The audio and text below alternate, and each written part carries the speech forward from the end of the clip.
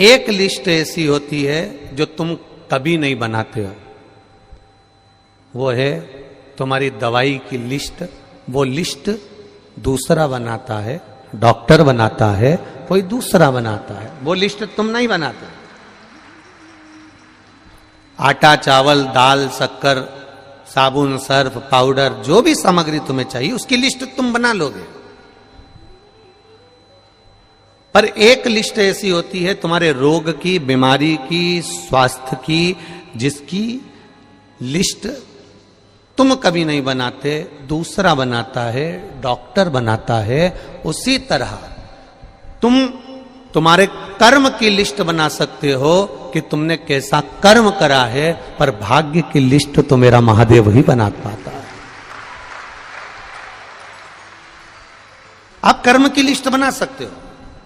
कल भी कथा में कहा था, मत बुरे कर्म कर बंदे वरना पछताएगा, भगवान की आंखों से तू बच नहीं पाएगा, तू बच नहीं पाएगा। अरे ओ अज्ञानी मत करना, तेरे कर्म का फल भी तू ही पाएगा, जैसा किया तूने तेरे आगे आएगा। मत बुरे कर्म कर बंदे वरना पछताएगा, भगवान की आंखों से तू बच नहीं पाएगा, तू बच नहीं पाएगा। तुम्हारे कर्म की लिस्ट तुम बना सकते हो, अच्छा करा कि बुरा करा, झूठ बोला ना बोला, सत्य कहा ना कहा, उस कर्म की लिस्ट बनाने वाले तुम हो। भगवान गीता में भी कहते हैं कर्म किए जा, कर्म करो। हम भी आपसे कहते हैं कर्म करो, करो कर्म, जाओ। जिस कार्य को करने जा रहे हो उस कार्य को लगनता से करना, दिल से करना। और जब तुम लगनता से करोगे, दिल से करोगे, तो निश्चित है उस कार्य में सफलता जरूर मिलेगी, उसको कोई रोक नहीं सकता। करो।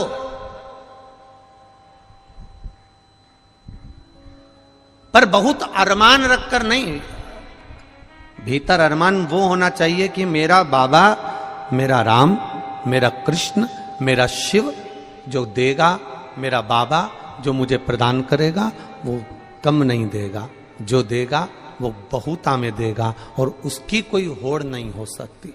जब वो देता है, सारे देव देते हैं, पल्ला झाड़ कर देते हैं। क्या देते हैं? पल्ला झाड़। सारे देव देते हैं तो पल्ला झाड़ कर देते हैं। तुम्हारे भाग्य में कितना लिखा है, कितना तुम्हारे को देना है, कितना कम देना है, कितना अधिक देना है, कैसा देना है, सारे देव देते हैं तो पल्ला झाड़ कर देते हैं। और मेरा महादेव देता है तो छप्पर फाड़ कर देता है।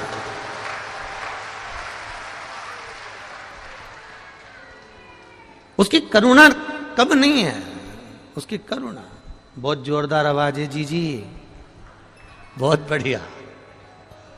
वो देता है तो बड़े आनंद में देता, बड़े आनंद। और तेरी कृपा बिना न हिले एक भी अणु, लेते हैं श्वास तेरी कृपा से तनु तनु। उसने देने में कोई कमी नहीं रखी, बस अपने भीतर थोड़ा सा संतोष रूपी धन होना चाहिए। एक गुरुजी के 2 चेले थे। जजमान ने कहा तुम्हारे शिष्यों को हमारे घर में भोजन करने भेज देना। ठीक है, भेज देंगे। अब गुरुजी ने दोनों चेलों को भोजन करने के लिए भेजा। और भोजन करने के लिए जब गुरुजी ने भेजा तो दोनों से कह दिया अच्छे पेट भर कर खा कर आना हो, जो भी मिले उसको अच्छे से पाना, प्रेम से पाना, आनंद से पाना।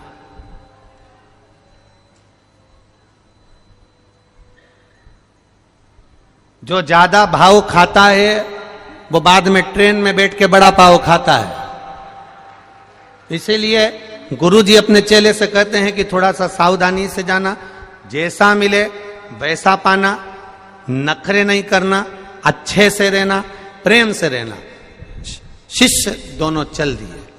अब गुरुजी से शिष्यों ने पूछ लिया किसके यहां जाना है? अरे वो नगर में सेठ है ना, बहुत पैसे वाला, बहुत धनपति, बहुत करोड़पति, बस उसी के यहां भोजन करने जाना।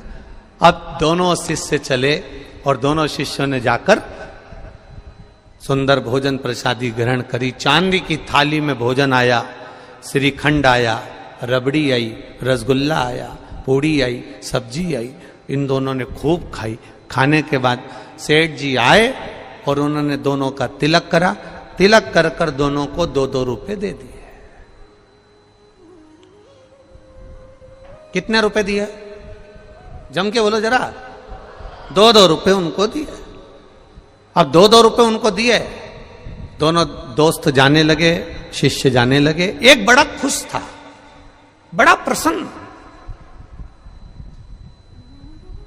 एक की प्रसन्नता इतनी थी जिसका वर्णन नहीं, और दूसरा मुंह उतारा हुआ था, मुंह लटका हुआ था, लटका लटका मुंह भिन भिन कर रहा था। काय का सेठ?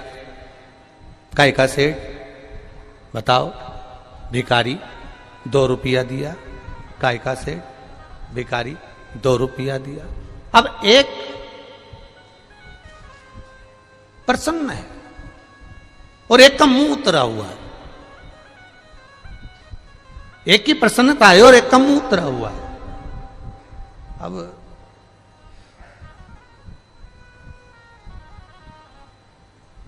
गुरुजी के पास गए तो गुरुजी ने देखा कि एक तो इतना खुश हो रहा है, इतना खुश हो रहा है, इतना खुश हो रहा है, और एक को देखो तो मुंह उतरा हुआ है। क्या बात है? इसको दक्षिणा ज्यादा मिली है क्या? इसको दक्षिणा ज्यादा मिली है क्या? नहीं नहीं, गुरुजी मुझको भी 2 रुपए मिले हैं और इसको भी 2 रुपए मिले, तो तेरा मुंह क्यों उतरा हुआ है?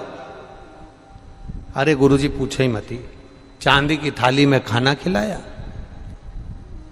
पूड़ी रबड़ी श्रीखंड सब दिया, पर दक्षिणा तो देखो कितनी दी? 2 रुपए। अब गुरुजी ने दूसरे से पूछा कि तू इतना खुश क्यों हो रहा है, तुझे दुख नहीं हो रहा? अरे गुरुजी, सेठ जी के घर गया, जिंदगी में आज तक चांदी की थाली में खाना नहीं खाया था, खाना खाया, श्रीखंड रबड़ी खाई, और गुरुजी वो सेठ जो कभी किसी को 1 रुपया नहीं दे, उसने मुझे 2 रुपए दिए। इससे बड़ी खुशी जिंदगी की नहीं हो सकती। जो कभी किसी को 1 रुपया ना दे, वो मुझे 2 रुपए दे रहा है, जिंदगी की इससे बड़ी खुशी नहीं हो सकती। तो गुरुजी ने दूसरे चेले से पूछा, क्यों रे, तुझे दुख क्यों हो रहा है? अरे गुरुजी पूछो ही मती, मैंने तो सोचा था इतना करोड़पति चांदी की थाली में जब भोजन करा रहा है, इतना अच्छा अच्छा खाना खिला रहा है, तो मेरा मन कहता है कि ये जरूर दक्षिणा में 100 रुपए तो देगा। बस हमारे दुख का कारण यही है कि हम इतनी अभिलाषा लेकर चलते हैं, वो थोड़े में हम संतुष्ट नहीं हो पाते कि जो मिला वो परमात्मा की कृपा से मिला है। जो दिया उसने कम ना दिया। अच्छा परिवार दिया, अच्छा कुटुंब दिया, अच्छे बच्चे दिए, अच्छी पत्नी दी, अच्छे माता पिता दिए, ये सारे संबंध हमको दिए, सारे संबंध। दुनिया का केवल एक संबंध ऐसा होता है जो 84 लाख योनियों में मनुष्य का शरीर भी आता है। इस 84 लाख योनियों के अंतर्गत केवल एक संबंध ऐसा होता है जो केवल एक बार मिलता है। वो संबंध है माता पिता और पुत्र का, माता पिता और पुत्री का। ये संबंध केवल एक बार मिलता है। बाकी तुम जितने जन्म लोगे, तुम कुत्ता बन के भी पैदा हो गए तो ये जगदम्बा ना, ये भी जन्म ले लेगी। तुम मेंढक बन के जन्म ले लिए तो ये मेंढकी बन के जन्म ले लेगी। तुम चिड़िया बनकर जन्म ले लिए तो ये चिड़िया बन के जन्म ले लेगी। पत्नी हर जन्म में मिलेगी, बच्चे हर जन्म में मिलेंगे, परिवार हर जन्म में मिलेगा, घर हर जन्म में मिलेगा, कुटुंब हर जन्म में मिलेगा, पर केवल एक संबंध ऐसा होता है कि माता पिता पुत्र और बेटी का संबंध केवल एक बार होता है। यह संबंध दूसरी बार नहीं। जो आज माता पिता मिले हैं ये दूसरी बार मिलने वाले नहीं हैं। करो आदर, करो सम्मान, करो सत्कार। इसका हवा आ रही है थोड़े से, इसका आदर करिए, सम्मान करिए, सत्कार करिए।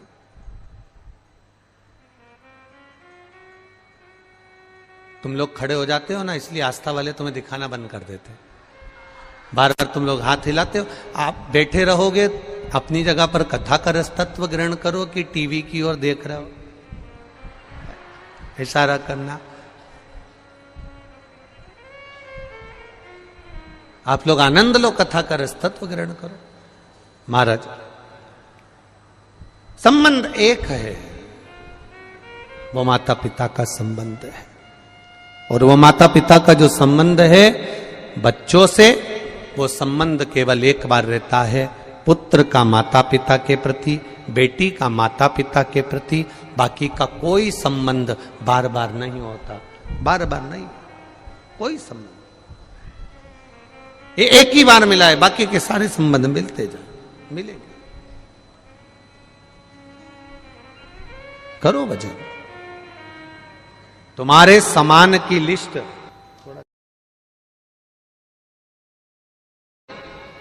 तुम बना सकते हो।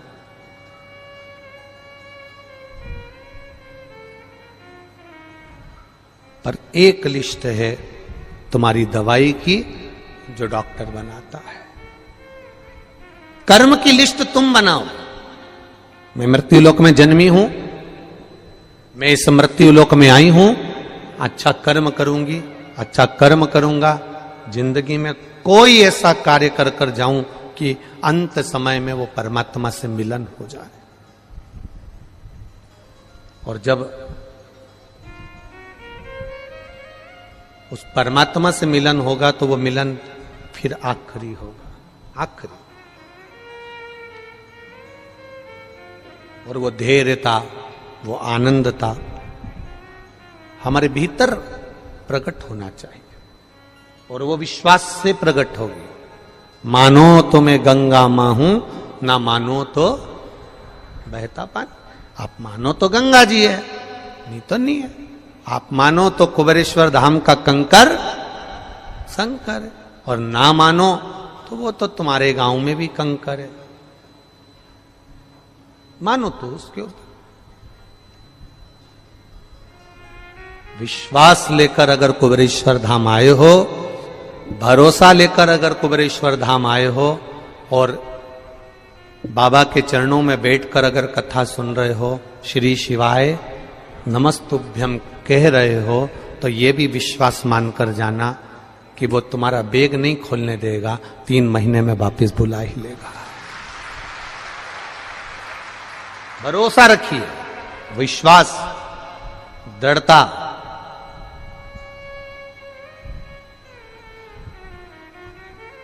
और जब तक भरोसा दृढ़ ही नहीं होगा तब तक वो मिल नहीं सकता। एक बच्चे को माता पिता गर्मी की छुट्टी में अपने माता पिता के यहाँ ले जाते थे, दादा दादी के।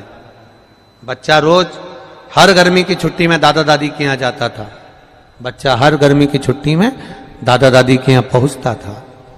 अब बच्चा जब हर गर्मी की छुट्टी में दादा दादी के यहाँ पहुंचता, माता पिता के साथ बैठ कर जाता ट्रेन में, दादा दादी के यहाँ रुकता। समय बीतता गया, बच्चा थोड़ा बड़ा हो गया बच्चा। तो बच्चे ने कहा, पापा पिताजी अब की बार मैं अकेला चले जाऊंगा दादा दादी, अगर आपको छुट्टी नहीं मिल रही तो मैं चले जाता हूं, अकेला चले जाता हूं। अब बच्चे ने जिद करी तो पिताजी ने एक पर्ची लिखी, और पर्ची लिखकर पिताजी ने उसकी जेब में डाल दी और उसको ट्रेन में बिठा दिया। ट्रेन में बिठाया, वो जाने लगा।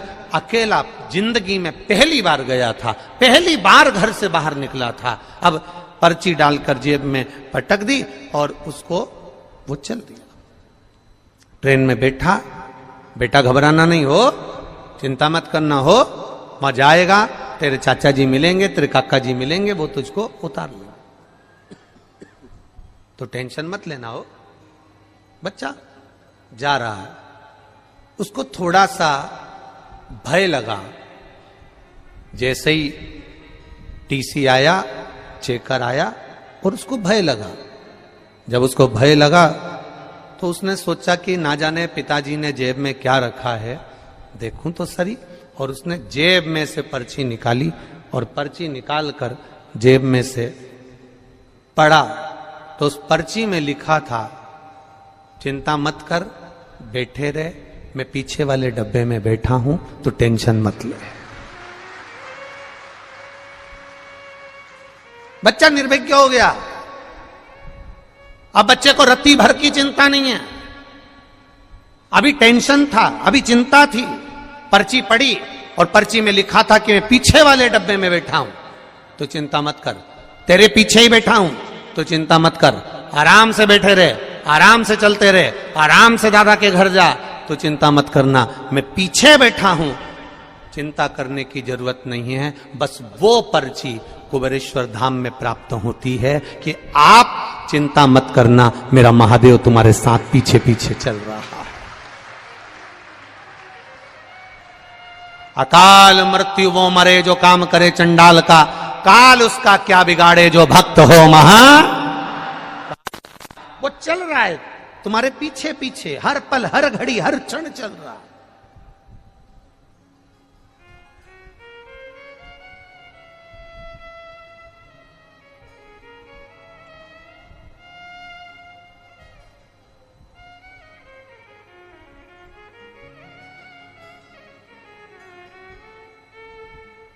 हर घड़ी चल रहा है, हर पल चल रहा है।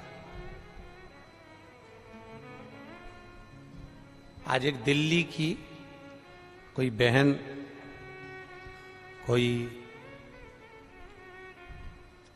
मिलिट्री में उनके पति हैं, उनके साथ आई हुई है, और वो जहां हम कक्ष में हैं उस कक्ष के आगे टिक कर बैठी थी और उसकी बात चल रही थी। तो वो बात में कह रही थी कि गुरुजी ने रुद्राक्ष वितरण, उसके पति ने कहा कि सबको सूचना दी कि रुद्राक्ष के लिए आना, और गुरुजी ने रुद्राक्ष वितरण नहीं किया, बंद कर दिया कारणवश। उसकी पत्नी के शब्द, उस मिलिट्री मैन की, उस धर्म पत्नी, कहीं पर बैठे होंगे वो दोनों, तो उस धर्म पत्नी के शब्द कितने सुंदर थे। शायद आपकी जिंदगी के लिए शब्द बहुत कीमती होगा। उसकी धर्म पत्नी ने एक ही शब्द कहा, आपको परेशानी हो रही है यहां बैठने में, आपको दिक्कत हो रही है यहां बैठने में?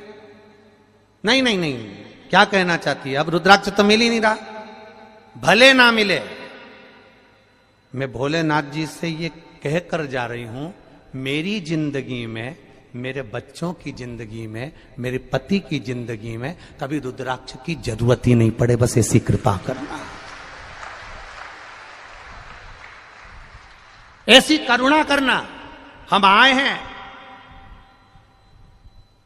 वो दोनों बात कर रहे हैं, वो और भी लोग उनके साथ बैठे हुए थे, उनसे उनकी चर्चा चल। हमने कहा क्या सुंदर शब्द है, एक माता का ये शब्द जीवन को सार्थक करने वाला है। आप भी जब यहां से जाओ तो मेरे बाबा से कहकर जाना, बस तू मेरे साथ चलना, बाकी का सब तो, पूरी दुनिया मेरी हो जाएगी, बस तू मेरा हो गया तो सब हो गया।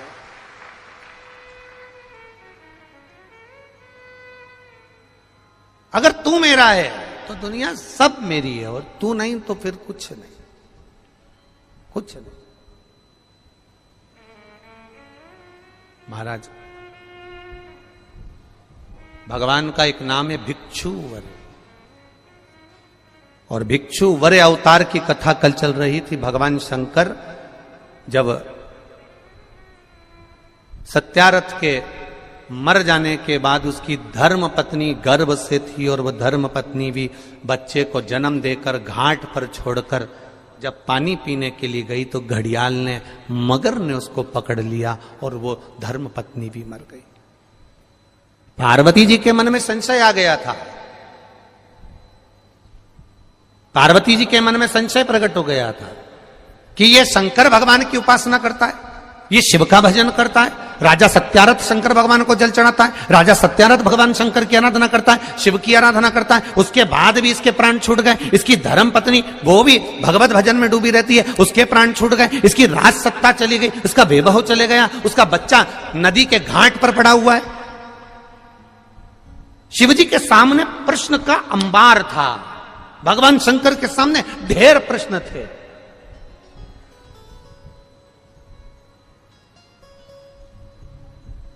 उसका नाम शंकर है। क्या बोलते हैं उसको? शंकर। जो शंका को भी समाप्त कर दे उसी को शंकर कहा जाता है, जिसका एक एक कंकर आनंद देने वाला। शंकर को भजने वाले के भीतर शंका नहीं होना चाहिए। कोई 50 बार कह दे पानी चढ़ाने से क्या होता है, कोई 50 बार कह दे बेलपत्र चढ़ाने से क्या होता है, कोई 50, ये पत्र आया देखो।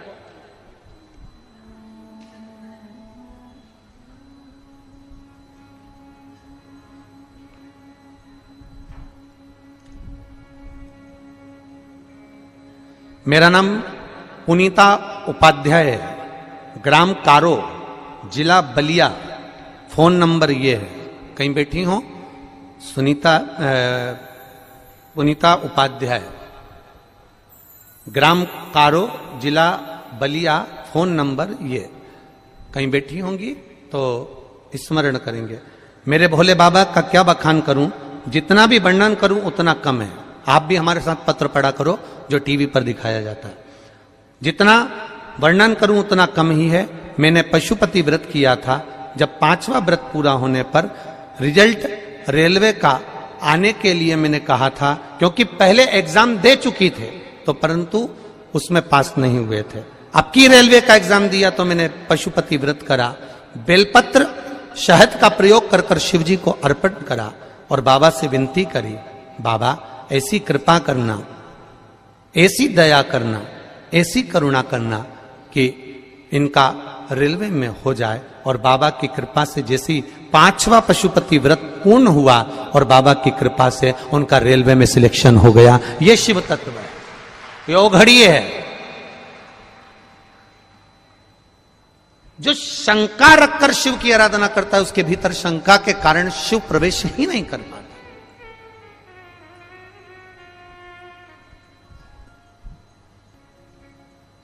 सबसे ज्यादा घर किसके बिगड़ते हैं? जो शंका में रहता है। किससे बात कर रहे थे? कौन है वो? एक बार मेरे सामने आ जाए ना तो उसके तो चिमटा छोड़ दूं। बस इतनी देर में कई कई पत्नियों की आदत रहती है दिन भर शंका शंका शंका शंका। कई कई पतियों की आदत रहती है दिन भर मोबाइल में टटोलता ही रहता है, इसने किससे बात करी थी, कौन था, कौन था, कौन था। अपनी आनंद की जिंदगी सब नरक कर ली केवल शंका करते करते करते करते। एक बार अगर विश्वास करा होता तो शंका बीच में आती ही नहीं।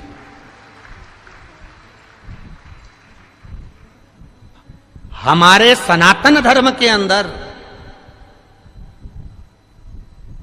हमारे सनातन धर्म के अंदर शंका का कोई काम नहीं होता।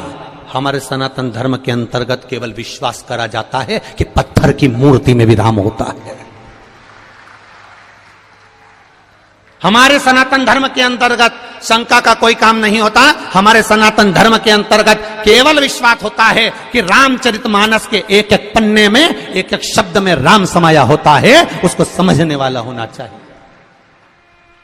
हमारे सनातन धर्म के अंतर्गत शंका में शंका नहीं होती। हमारे सनातन धर्म के अंतर्गत विश्वास होता है कि गौ माता के अंतर्गत 33 कोटि देवी देवता विराजमान होते हैं। यह विश्वास है हमारा, यह विश्वास है हमारा। हमारे सनातन धर्म के अंतर्गत तिरुमाला के पर्वत पर जाते हैं तो वेंकटलाल का दर्शन करते हैं, गोवर्धन पर्वत पर जाते हैं तो गिरिराज जी का दर्शन करते हैं, हम कामतगिरी पर्वत पर जाते हैं तो कांतानाथ जी का दर्शन करते हैं, हम काशी में जाते हैं तो गंगा की लहरों में भी गौरा का दर्शन करते हैं, हम सनातन धर्म के अंतर्गत एक एक बच्चे में राम देख लेते हैं और एक एक बेटी में सीता का दर्शन कर लेते हैं। यह सनातन धर्म का विश्वास है। सनातन धर्म में शंका का कोई काम नहीं है, पर फिर भी दुनिया के लोग उसको शंका उत्पन्न कराते हैं। दुनिया के लोग जान करके शंका, क्या होता है शंकर जी पे जल चढ़ाने से, क्या होगा मंदिर जाने से, क्या होगा लोटा भर के पानी चढ़ाने से। तो जो तुमसे कहे कि लोटा भर के पानी चढ़ाने से कुछ नहीं होता, तो उससे कहना ये ज्ञान देने से भी कुछ नहीं होता। तू हमको काय को ज्ञान दे रहा है कि लोटा भर के पानी चढ़ाने से क्या होगा? ये तो हमारे भीतर की सोच है, ये तो हमारे भीतर का भाव है।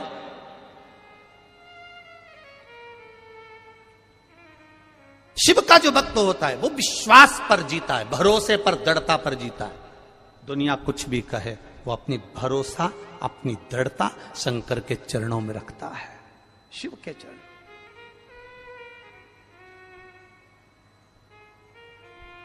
पार्वती, तुमने राजा सत्यारथ का जीवन देखा है, तुमने राजा सत्यारथ के लिए, तुम कह रही हो कि राजा सत्यारथ पूजन करता था, पाठ करता था, अर्चना करता था, शंकर को जल चढ़ाता था, शिवालय जाता था, और उसकी धर्म पत्नी भी जल चढ़ाती थी, शिवालय जाती थी, उसका बच्चा पड़ा हुआ है, उसका पूरा वैभव चले गया। शंकर की आराधना करने वाले को इतना कष्ट होगा, शिव की आराधना करने वाले को इतना दर्द होगा, शंकर की आराधना करने वाले को इतना दुख होगा, ये तो होना नहीं चाहिए था।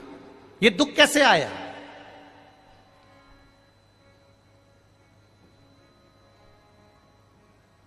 ये कष्ट कैसे आया? ये तकलीफ कैसे आई?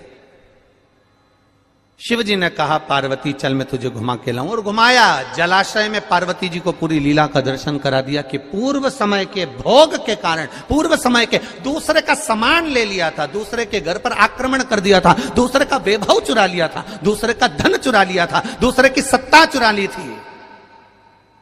इसलिए इस जन्म में भले मेरा भजन करा इसने, मुझ पर जल चढ़ाया इसने, मेरी आराधना करी इसने, पर पूर्व कर्म का भोग तो भोगना पड़ेगा। हम पहले भी कथा में कहे, तुम वेद पुराण को मानो ना मानो,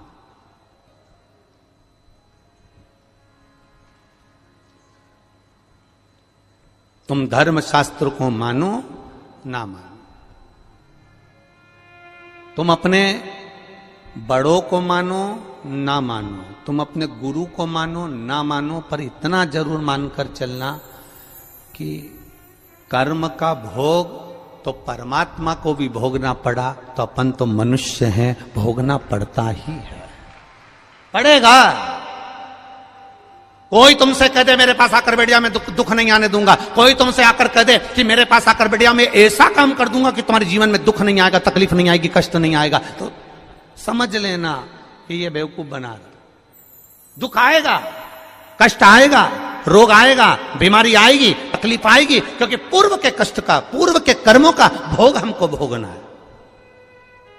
पूर्व के कर्मों का भोग हमको भोगना, वो कौन भोगेगा? तुम्हारी कमाई के हिस्सेदार होते हैं तुम्हारी पत्नी, तुम्हारे घर के माता पिता, तुम्हारे भाई बंधु और तुम्हारे बच्चे तुम्हारी कमाई के हिस्सेदार होंगे। पर एक बात अपनी जिंदगी में उतार कर रखना, तुम्हारे कर्म के हिस्सेदार नहीं होंगे कि तूने कमाया कैसा था।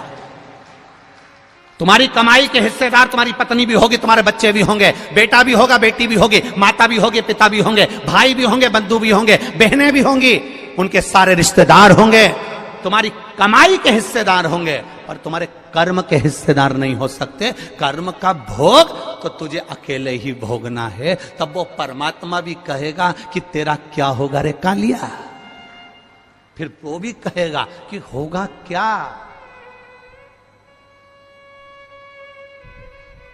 क्या कर्म करेगा। कोई दूसरा नहीं भोगेगा, हमें भोगना है, हमें।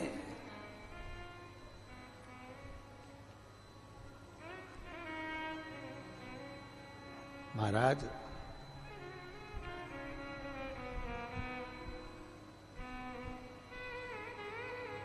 कर्म का भोग तो भोगना, कोई दूसरा नहीं भोगने वाला। पार्वती सत्यरथ को कर्म का भोग भोगना था, पूर्व में इसका वैभव इसने दूसरे का चुराया था, इसलिए आज इसका वैभव चले गया। पूर्व में इसने जो कर्म किया था उसके कारण इसका ये कर्म चले गया। तो फिर आपको लोटा भर के जल चढ़ाने का फायदा क्या हुआ है? अब सुनना, पूरे भारत के लोग और पूरे देश विदेश में बैठे हुए जितने भक्त इस आस्था चैनल के माध्यम से कथा सुन रहे हैं, अब सुनिए। ये कथा में भिक्षुवर अवतार भगवान शंकर का हुआ है 14वें नंबर का। उस कथा को ध्यान से सुनना। 19 अवतार में से एक अवतार है और यह हम सब के लिए है आज शिवरात्रि के दिन, कि दुनिया के लोग कहेंगे, दुनिया के लोग कहेंगे फिर वो सत्यारथ मरा क्यों, फिर वो उसकी पत्नी को घड़ियाल क्यों खा गया, फिर उसका वैभव क्यों चले गया। कई लोग कहते हैं ये दुख क्यों आता है, तकलीफ क्यों आती है, कष्ट क्यों आता है, ये पूर्व कर्म का भोग है। फिर हमने शंकर जी को जल चढ़ाया, शिव जी की आराधना करी, शंकर को हमने पानी चढ़ाया, शंकर जी के मंदिर गए, शिवालय गए, देवालय गए, फिर उसका फायदा क्या हुआ, उसका लाभ क्या हुआ।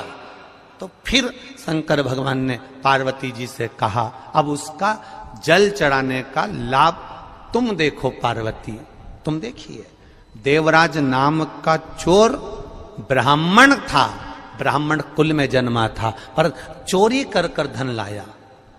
चोरी कर, व्यक्ति चोरी कब करता है? चोरी कब करता है? जब उसको बहुत सारे धन की जरूरत पड़ती है। जब तक वो चोरी नहीं करेगा। भगवान ने जितना बड़ा पेट दिया है ना, 1 बीता का दिया तो 1 बीता का, 2 बीता का दिया तो 2 बीता का, जितना बड़ा पेट दिया है भगवान ने उसको पेट भरने के, पेट दिया तो पेट भरने के लिए भगवान ने उसको भोजन भी दिया। ये पेट भरने की जवाबदारी तो मेरे भोलेनाथ की है, पर पेटी भरने की जवाबदारी मेरे भोलेनाथ की नहीं है। पेट जितनी जवाबदारी मेरे शंभू की है, पेट जितनी जवाबदारी मेरे शंकर की है, पेट जितनी जवाबदारी मेरे कुबेर भंडारी की है, पेट जितनी जवाबदारी है तो भरेगा वो। बस इस पेट से हटकर जब दूसरा कहीं काम, लोभ, आसक्ति, वासना, तृष्णा, देवराज के साथ हुआ क्या था? देवराज की पत्नी थी, बच्चे थे, जो पत्नी थी, बच्चे थे, उनके पेट भरने की जवाबदारी भी भोलेनाथ की थी। भोलेनाथ ने पेट भरा, पर दिक्कत कहां खड़ी हो गई? जब देवराज अपनी बुद्धि को भ्रष्ट कर लिया। बुद्धि कब भ्रष्ट हुई? जब देवराज ने एक सुंदर कन्या को देख लिया, सुंदर स्त्री को देख लिया, स्त्री के चक्कर में पड़ गया। स्त्री ने कहा मुझे सुंदर सोने का हार ला कर दो, उसने हार ला कर दिया। मुझे सुंदर ये सामान ला कर दो, उसने ला कर दिया। अब उसके पास जितना धन था उसने खर्च कर दिया, अब कहां से लाएगा? तो उसने फिर चोरी करना प्रारंभ करा। जब अति होने लगती है, जब किसी चीज की जरूरत ज्यादा पड़ने लगती है, तब वो चोरी करना प्रारंभ कर। इतना बड़ा मोबाइल था, इतना बड़ा, 1500 रुपए का था। अब किसी का रोड पे पड़ा हुआ दिखा, अब वो इतना बड़ा, कितना खुश हुआ।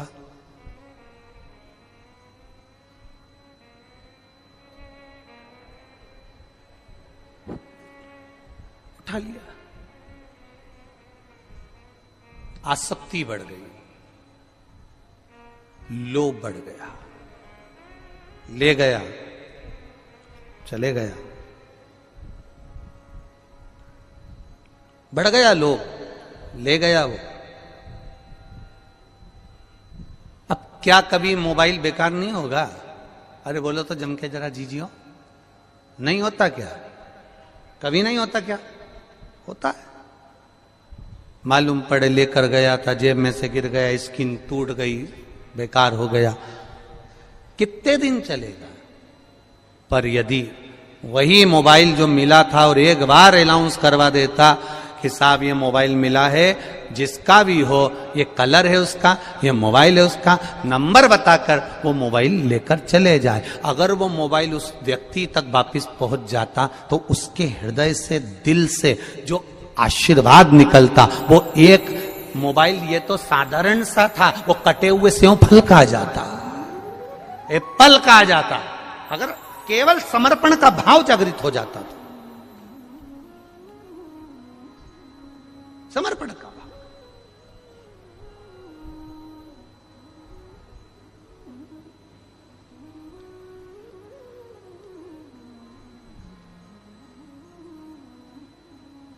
महाराज फल क्या मिला?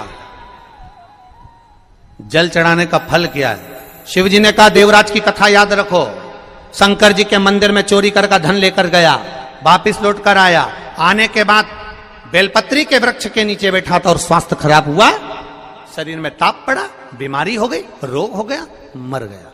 मरा, शंकर जी ने उसके लिए नंदी लगाया, नंदी पर बैठकर वो कैलाश धाम गया। तो इसने तो पाप करा था, इसने तो चोरी करी थी, इसने तो ये चोरी का धन लाया था, और इसने तो कभी शंकर का गुणगान नहीं करा, फिर मरकर इसको कैलाश धाम कैसे मिल गया? तो देवराज ने भी ये प्रश्न किया। तो भगवान शंकर नंदी पकड़कर जब चल रहे थे तो नंदी जी बोल दिए, सुन देवराज, ये तेरा पुण्य नहीं है, ये तेरा पुण्य नहीं है देवराज, जो तुझे मिल रहा है कैलाश धाम, ये पुण्य है तेरी बूढ़ी मां का, जो रोज शंकर के मंदिर जाती थी, लोटा भर के जल चढ़ाती थी, उसका पुण्य बेटे के हिस्से में आ गया। ये पुण्य है।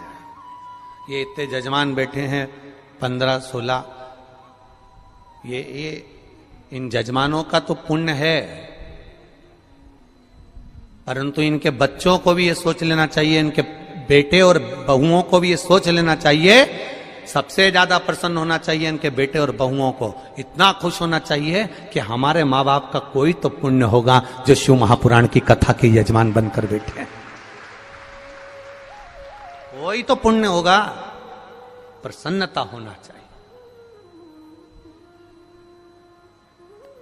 आज वो पूना वाले जजमान जा रहे थे, जाने का था उनका, तो कह रही थी उनके यहां से, एलईडी चालू करिए, पूना वाले जजमान के घर से बोल रही थी, बहू रानी कहे गुरुजी थोड़ा जरूरी काम है तो हम पुणे जा रहे हैं, पर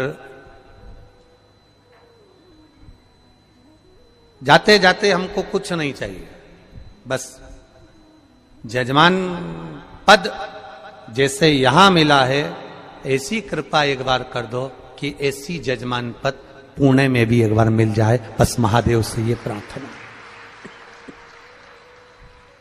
ऐसी कृपा कर दीजिए, ऐसी दया। अब विचार देखिए लोगों के कितने सुंदर भाव हैं, कितने सुंदर भाव। और आपसे भी निवेदन करूंगा, यहां से जाते जाते एक बार मेरे देव अधिदेव महादेव कंकर शंकर की धरा को प्रणाम कर कर कहकर जरूर जाना कि बाबा ये झोली लाया हूं ना, इतनी भरकर भेजना, इतनी भरकर भेजना कि मैं भी एक बार शिव महापुराण का यजमान जरूर बनूं, ऐसी कृपा कर दो, कहकर जाओ उसको। खाली न जाता कोई दर से तुम्हारे, खाली न आप भी गाइए, दर से तुम्हारे। दीनानाथ तू चुप हो जा, इनको गाने दे जरा एक बार वापिस से, फिर से बोलिए, खाली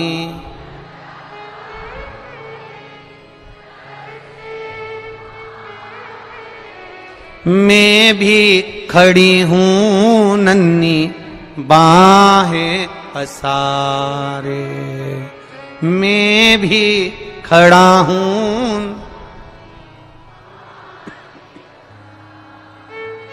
अपने हृदय से लगा लो, लगा लो, गिरा जा रहा हूं, उठा लो, उठा लो प्रभु अपने दर से, अब तो न टालो, गिरी जा रही हूं, उठा लो। खाली न जाता कोई दर से, मैं भी खड़ी हूं नन्ही बाहें पसारे।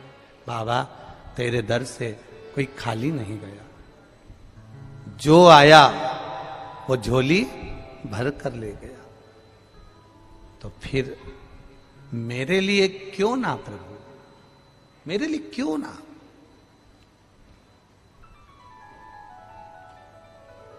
बस उससे निवेदन दिल से करना कि बोल बम का नारा है बाबा एक, उसके सहारे जीना चालू कर दो।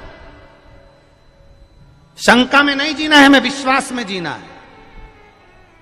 विश्वास कैसा? तुम्हारे घर में जो शिव है, तुम्हारे घर में जो कंकर है, तुम मंदिर जाओ तो मूर्ति में भी तुम्हें राम और कृष्ण और शिव नजर आना चाहिए। तो समझ लो कि तुम्हारी दृष्टि विश्वास पर जागृत हो गई, विश्वास पर जागृत हो गई।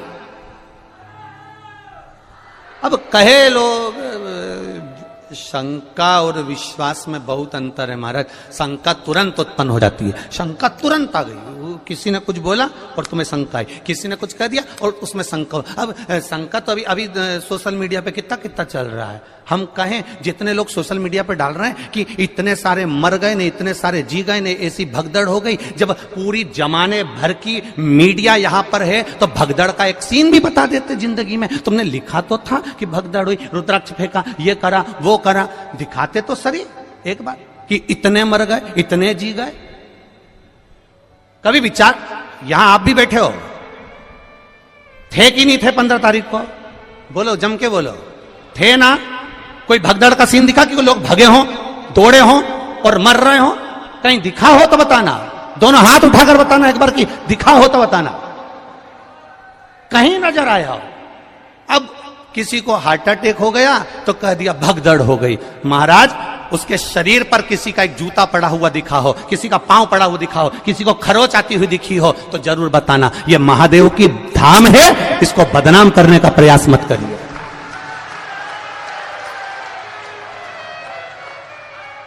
और यह बात हमने पावागढ़ की कथा में भी कही थी, आप उठाकर देखना। पावागढ़ संतों की कथा चल रही थी, उसमें कह दिया था अभी, और जिसने भी कहा था हमने उस समय पर भी कह दिया था, अभी धीरेन्द्र का नंबर लगा है और कहने वाले ने कह दिया था कि प्रदीप मिश्रा तैयार रहना, अगला नंबर तेरा है।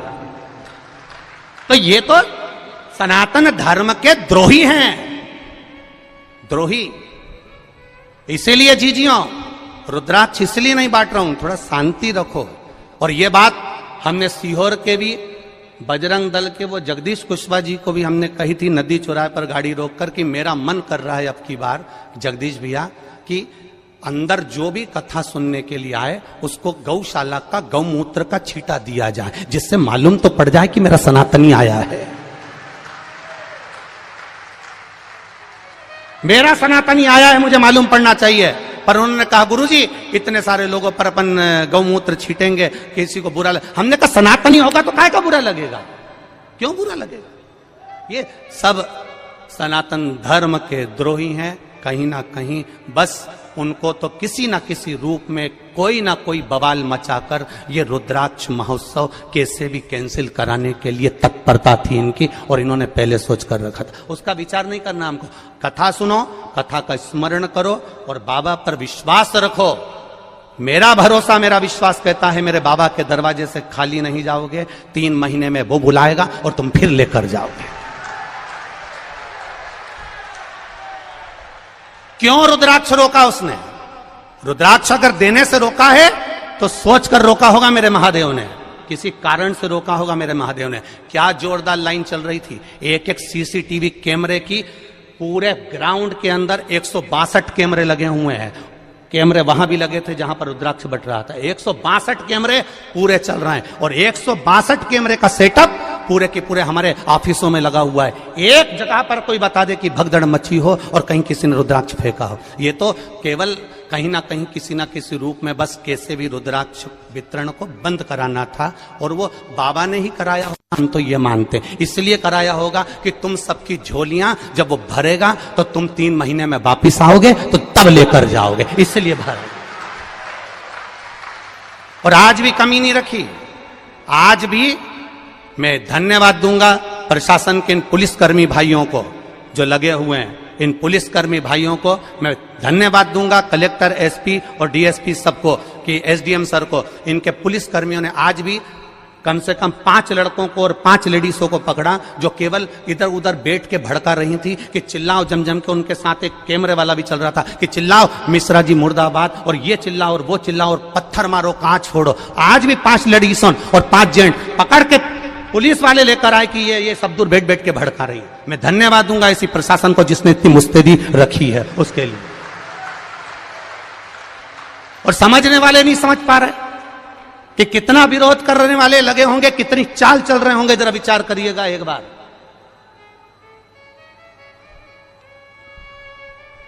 बरहानपुर कथा हुई, परभणी कथा हुई, मालेगांव कथा हुई। हम भी कथा करने जाते हैं, हमको भी मालूम है कि कितनी भक्त लोग कथा सुनने आते हैं। तो हमको ये अंदाजा नहीं होगा कि इस पावन धरा पर कितने आएंगे, कितनी व्यवस्था करी होगी, कितना लगाया होगा समय, प्रशासन ने भी कितनी व्यवस्था करी होगी। केवल बस चक्र घुमाना है, और चक्र को घुमाकर कैसे भी सनातन धर्म को ले जाकर खड्डे में डाल देना है, उसके बाद सनातनियों को दूर हटाना है। तुम समझे ही नहीं।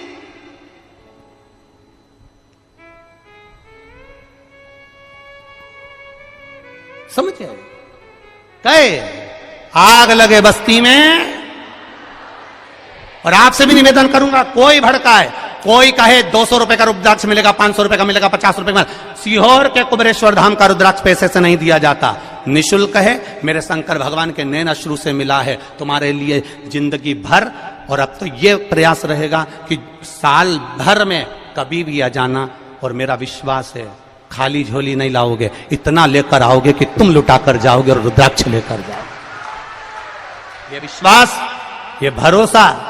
और जहां जहां कथा करी, एक एक यजमान की यहां पूछ कर आना कि उन्होंने कथा करवाने के बाद 2 महीने के अंदर फोन लगाया कि नहीं लगाया कि हमको अगली कथा की तारीख दे दो। अभी ये पूना वाली जीजी बोल के जा रही, अभी सुल्तानिया जी बोल के जा रहा है, बेंगलोर वाले भैया बोल कर जा रहे हैं कि हम जजमान बने पर अब एक मौका दो कि हम एक बार फिर जजमान बने। भगवान इतना पूर्ण देता है कि यजमान पर फिर खड़ा हो जाता। खाली नहीं जाओगे, फिर निवेदन कर रहा हूं, एक खाली नहीं जाएगा। खाली न जाता कोई दर से तुम्हारे, मैं भी खड़ा हूं नन्ही बाहें, अपने हृदय से लगा लो, लगा लो, गिरा जा रहा हूं, उठा लो, उठा। ये शिव तत्व है, ये शंकर का तत्व है, इसको पहचानो। मत्स्य तत्व क्यों चला गया, उसकी पत्नी क्यों चली गई? शंकर भगवान ने कहा यह कर्म का भोग था, कर्म का भोग, कर्म का भोग था। महाराज फिर लोटा भर जल चढ़ाने का फल क्या मिला इस सत्यरथ को? अब शिव जी ने कहा सुन पार्वती, लोटा भर के जल चढ़ाने का फल क्या मिला?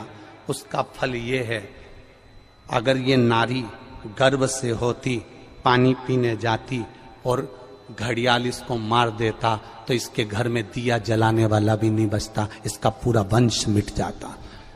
इसके बच्चे का जन्म पहले करवाया, बच्चे का जन्म पहले करवाकर घाट पर सुलवाया। पानी पीने ये अकेली गई, इसको मगर ने पकड़ लिया, इसके बच्चे को संभाल कर रखा, क्योंकि इसने जो जल चढ़ाया था उस जल का फल ये मिलेगा कि इसके बच्चे को वापस वही वैभव फिर प्राप्त होगा। थोड़ा धैर्य रखना पड़ेगा, थोड़ा धीरज रखना पड़ेगा, थोड़ी सहनशीलता रखना पड़ेगी, थोड़ी आनंदता रखना पड़ेगी, थोड़ी सहजता रखना पड़ेगी। क्या देगा वो उसके ऊपर। आपका चढ़ाया हुआ एक लोटा जल क्या फल देता है, आपका चढ़ाया हुआ एक लोटा जल आपको क्या प्रदान करता है, ये आपको मालूम पड़ेगा कि आपने जो लोटा भर के जल चढ़ाया था उसका फल क्या मिला है, उसका आनंद क्या मिला है, उसका सुख क्या मिला है।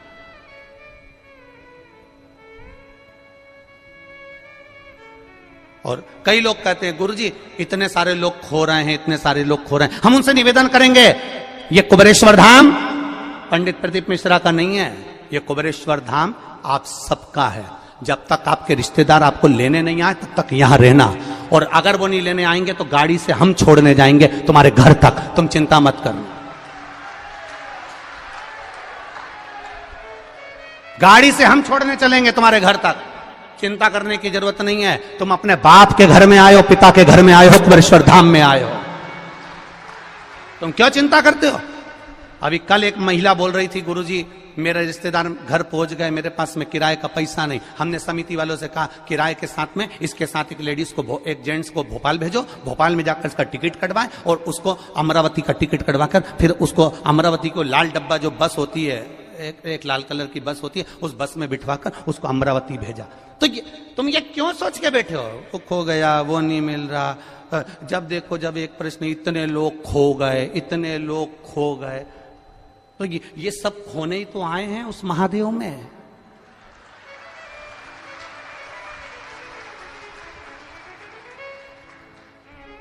जैसे परिवार वाले खोए हुए को ढूंढते हैं, वैसे ही कुबेरेश्वर धाम आने वाले को मेरा महादेव टार्च लेके ढूंढता है। कहां है वो जो आया था सिद्धपुर नगर में सीहोर की धरा पर, मां सीवन के तट पर, जिस सीवन के तट पर 108 शिवालय बसते हो, जिस सीवन के तट पर भगवान चिंतामन गणेश विराजमान होते हो, जिस सीवन के तट पर खेड़ापति सरकार विराजमान होते हो, जिस सीवन के तट पर हनुमान फाटक पर हनुमान विराजमान होता हो, जिस सीवन के तट पर मेरा राम हीरे की आंख लगाकर बैठता हो, ऐसी पावन धरा पर तुम आए हो। कोई साधारण भूमि ऐसी और खोने आए हम तो, यहां हम तो खो गए।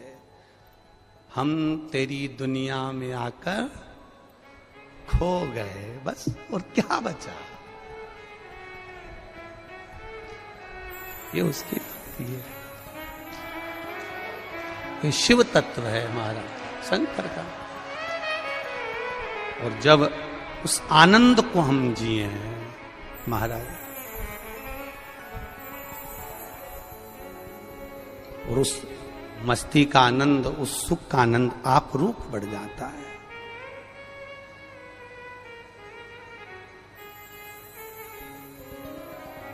महाराज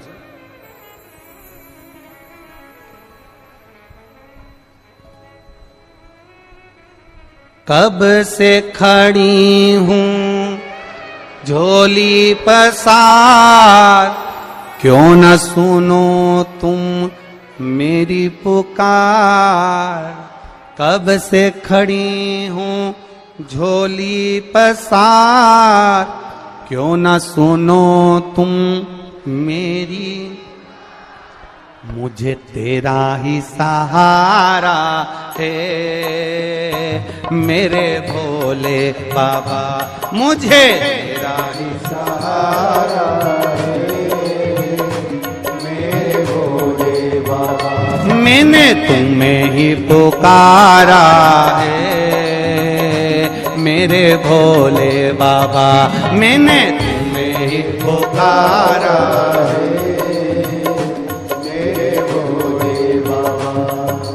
कब से खड़े हैं झोली पसार, क्यों न सुनो तुम मेरी पुकार। कब से खड़े हैं झोली पसार, क्यों न सुनो तुम मेरी पुकार। चाह नहीं होती है, जिससे प्रेम करो उससे चाउमीन खाने की चाह नहीं होती है, जिससे प्रेम करो उससे पानी पूरी खाने की चाह नहीं होती है, जिससे प्रेम करो उससे बस एक चाह रहती है कि थोड़ा तो समय दिया करो मुझको, आपके लिए हूं और मैं आपके लिए, थोड़ा तो समय। जिससे प्रेम होता है बस उस समय की चाह करती है। पत्नी पति से कह देती क्या ये फालतू का लफड़ा लगा कर रखा, दिन भर दिल्ली जाना, नोएडा जाना, यहाँ जाना, वहां जाना, वहां जाना, कम से कम हम आपसे प्रेम करते हैं, थोड़ा समय तो दिया करो। बोलो जीतियों, सही बात है कि गलत? जम के बोलो जरा, सही है ना? एक पत्नी पति से कहती है मुझे समय दो, पति पत्नी से कहता है समय दो, पति अपने धंधे से कहता है, धंधा कहता है, बिजनेस कहता है तुम मुझे समय दो। बोलो बिजनेस कहता कि नहीं कहता? समय दोगे तो मैं कमाई कराऊंगा, समय नहीं दोगे तो मैं कमाई। अर्थात तुम्हें बिजनेस से प्रेम करना पड़ेगा, प्रेम करोगे तो समय दोगे। सुबह 9 बजे से जाके दुकान पे बैठोगे, रात को 10 बजे तक आओगे, मतलब तुमने काम से प्रेम किया। अब तुमने काम से प्रेम किया तो काम ने तुमको धन दिया। पत्नी से तुमने प्रेम करा तो पत्नी ने भी तुमको इसने बस प्रेम की 2 बोल दी है, नहीं तो जगदम्बा रोज धड़धड़ाती थी। प्रेम जो तुमने दिया, प्रेम तुमने अगर प्रदान किया, प्रेम में सबसे कीमती है, प्रेम की सबसे बड़ी कीमत है, प्रेम की सबसे बड़ी कीमती दौलत है उसका समय। और जिससे प्रेम होता है ना, उसके पास तुम 4 घंटे भी बैठ जाओ ना, समय कम ही पड़ जाता है। प्रेम की कीमत ही सबसे बड़ा समय।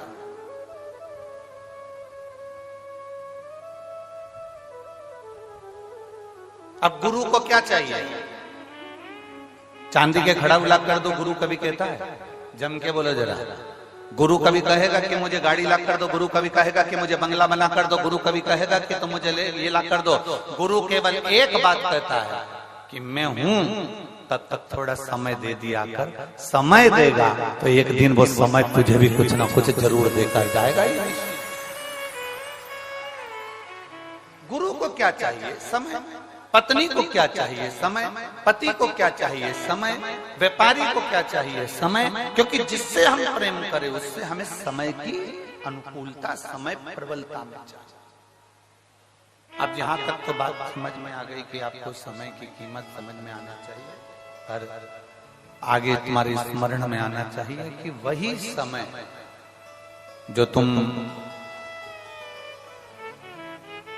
एक पत्नी पति से समय मांगती है, पति पत्नी से समय मांगता है, डॉक्टर भी मरीज के लिए, मरीज के घर वालों से समय मांगता है। थोड़ा मुझे देना पड़ेगा 4-6 दिन, तो मैं प्रयास पूरा करूंगा इसको ठीक करने।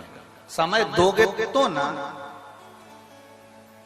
अब आखिरी में डॉक्टर जब पूरा काम कर लेता है तब डॉक्टर भी कहता है अब मेरे पास की घड़ी ठीक नहीं चल रही है, अब उससे समय मांगो, अब वो समय देगा।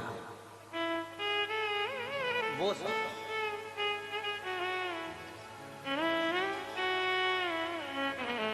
और अब उससे प्रार्थना करी, उससे निवेदन करा, उससे विनती करी, उससे चाकरी करी।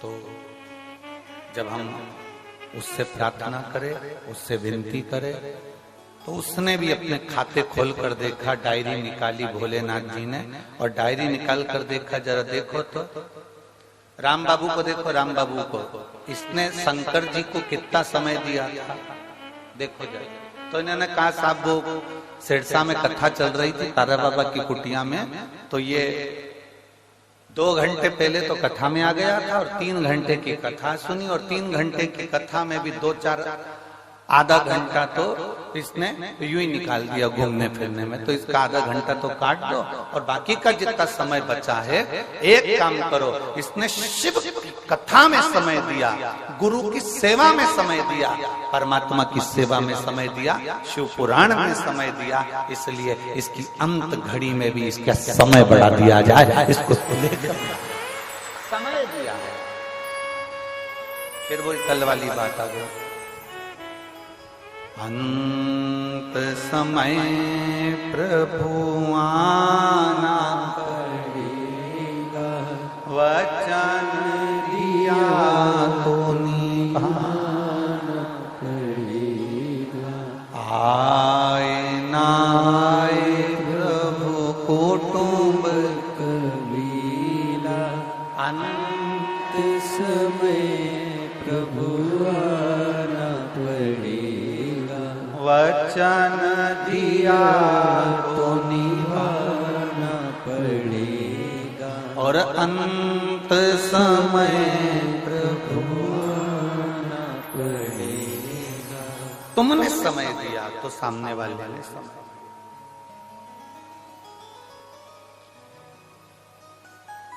अब तुम्हारे पास समय ही नहीं है।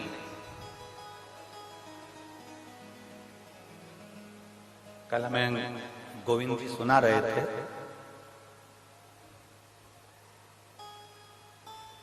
गोविंद जी सुनाते बहुत अच्छा है।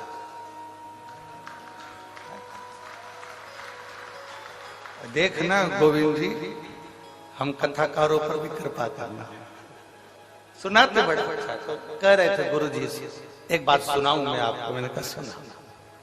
बहुत अब जो सुनाता है उसको सुनाने वाले मिल जाए तो और अच्छा ना है।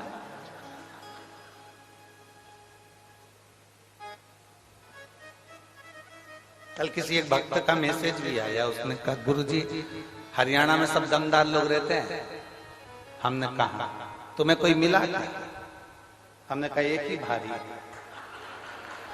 किससे मिले जाते हैं? मिले भी तो मिले कैसे?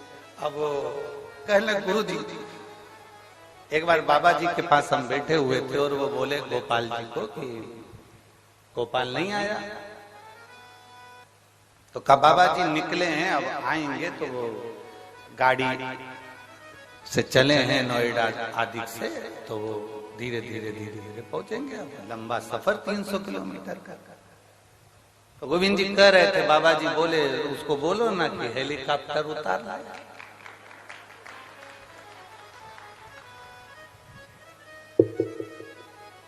ये गुरु के शब्द नहीं है। गुरु का जो तप है, गुरु की जो साधना है, गुरु ने जिसको भजा है, वो महादेव के शब्द गुरु की वाणी से निकलता है।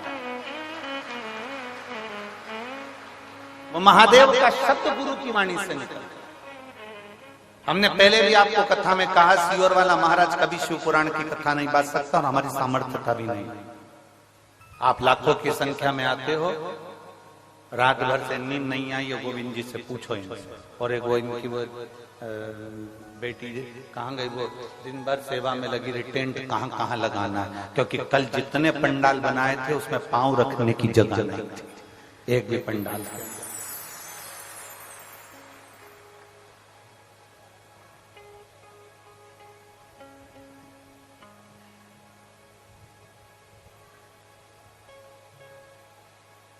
अब 2024 की कथा है, 24 कैरेट सोने की कथा है, सहज नहीं है।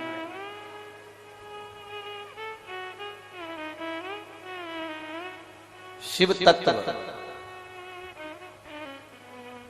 शंकर को पहचानना, गुरु को पहचानना, सतगुरु को पहचानना, संत को पहचानना, भगवंत को पहचानना, माता पिता को पहचानना। गुरु के कभी शब्द नहीं है। शब्द उस परमात्मा के जो उसने जपा है, जो उसने साधना करी है, जो उसने भजा है, जिसकी वो आराधना करता है, शब्द उसके हो। गुरु के शब्द नहीं।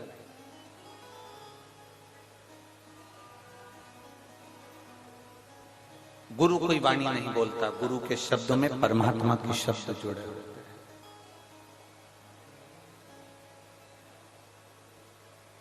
सहजता नहीं है गुरु की वाणी। आप तारा बाबा जी की कुटिया में बैठकर अगर कथा को सुन रहे हैं, शिव महापुराण की कथा को धारण कर रहे हैं। हमने एक बार पहले कथा में कहा था,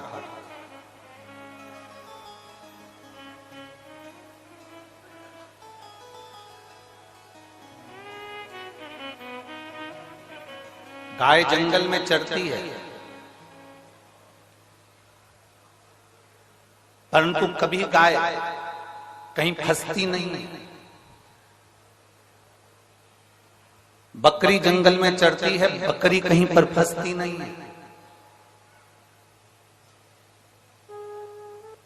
कारण गाय को चराने वाला पीछे चल रहा होता है, उसके हाथ में डंडा होता है, और वो किसान वो गाय चरा रहा होता है, ग्वाला गाय चरा रहा होता है। गाय को मालूम है मेरा कोई मालिक है। गाय को मालूम है मेरा कोई सेठ है, गाय को मालूम है मेरा मालिक है। अगर मैं कहीं फंस भी गई तो मेरा मालिक मुझको जम के बोलो जरा निकाल।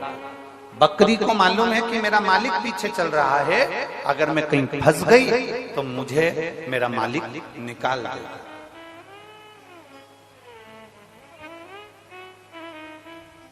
बकरी को मालूम है कि मेरा मालिक मुझे निकाल देगा, भेड़ को मालूम है कि मेरा मालिक मुझे निकाल देगा, ऊंट को मालूम है कि मेरा मालिक मुझे निकाल देगा, घोड़े को मालूम है कि मेरा मालिक मुझे निकाल देगा।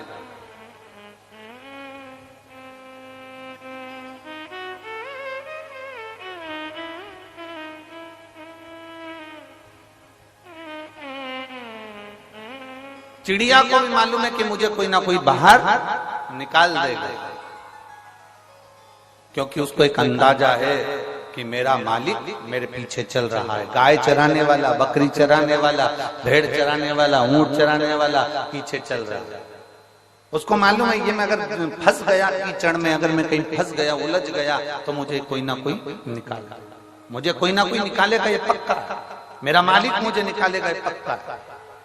जब गाय ये विचार कर कर चलती है कि मैं फंसूंगी तो मेरा मालिक मुझे निकाल देगा, बस वही अंदाजा, वही सोच, वही वृत्ति, वही मन तुम्हारा होना चाहिए। तुम जब जब उलझो तब तक तुम दूसरों को मत पुकारना, तुम्हें ये अंदाजा होना चाहिए कि मेरा मालिक मेरे साथ चल रहा है, वो मुझे निकाल। मेरा गुरु मेरे साथ है, मेरा शिव मेरे साथ है, मेरा शंकर मेरे साथ है, मेरा ओघड़ी मेरे साथ है, मेरा शंभू मेरे साथ। और जब शिव हमारे साथ में है, हमारा शंभू जब हमारे साथ में है, तो फिर क्या सोच, क्या विचार।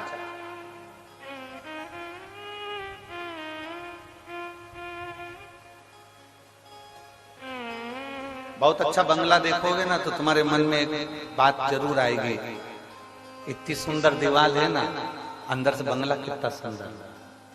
जाके देखते क्या। खूब सुंदर होटल देखोगे ना तो तुम्हारे मन में बात जरूर आएगी कि कितनी सुंदर होटल है, एक बार अंदर जाके देखते क्या। बोलो बोलो सही है कि गलत। तुम्हारे मार्केट में कोई चाउमीन की दुकान खोल गई, पानी पतासे की दुकान खोल गई, मिठाई की दुकान खोल गई, मोबाइल की दुकान खोल गई, कोई कपड़े की दुकान खोल गई, बहुत सुंदर दुकान खोली, खूब अच्छा मॉल खुला, तुम्हारे मन में जरूर आएगा कि जरा एक बार मैं भी जाकर तो देखो। बोलो बोलो जम के बोलो, सही है, जाकर तो देखो, देखो तो सही।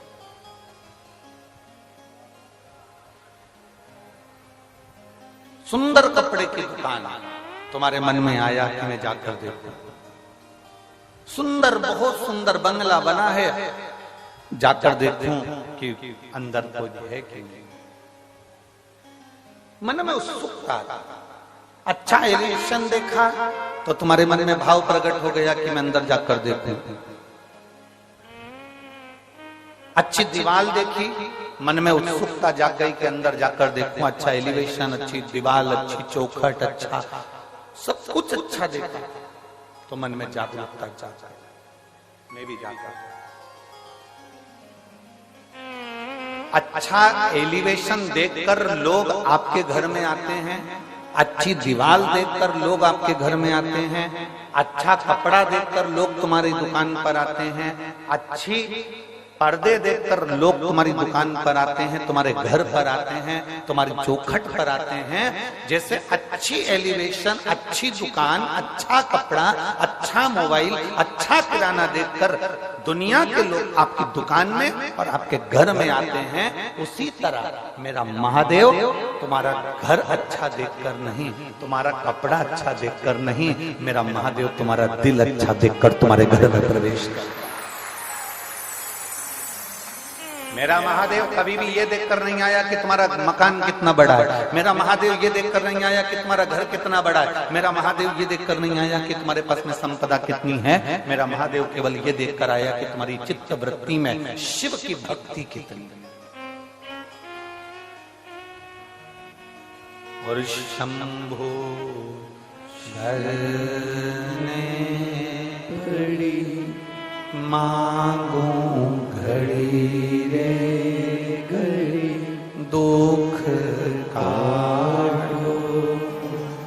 दया करीन दर्शन आपको, शंभो शरणे पड़ी मांगू घड़ी रे घड़ी, दुख काटो दया करीन दर्शन।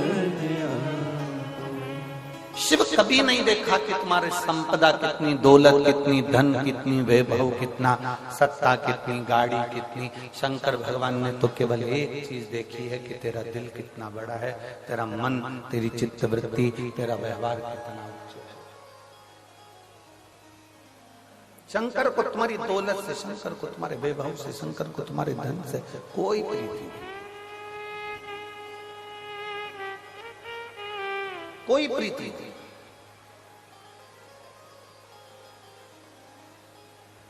कल गोविंद जी बता रहे थे कि गुरुजी हम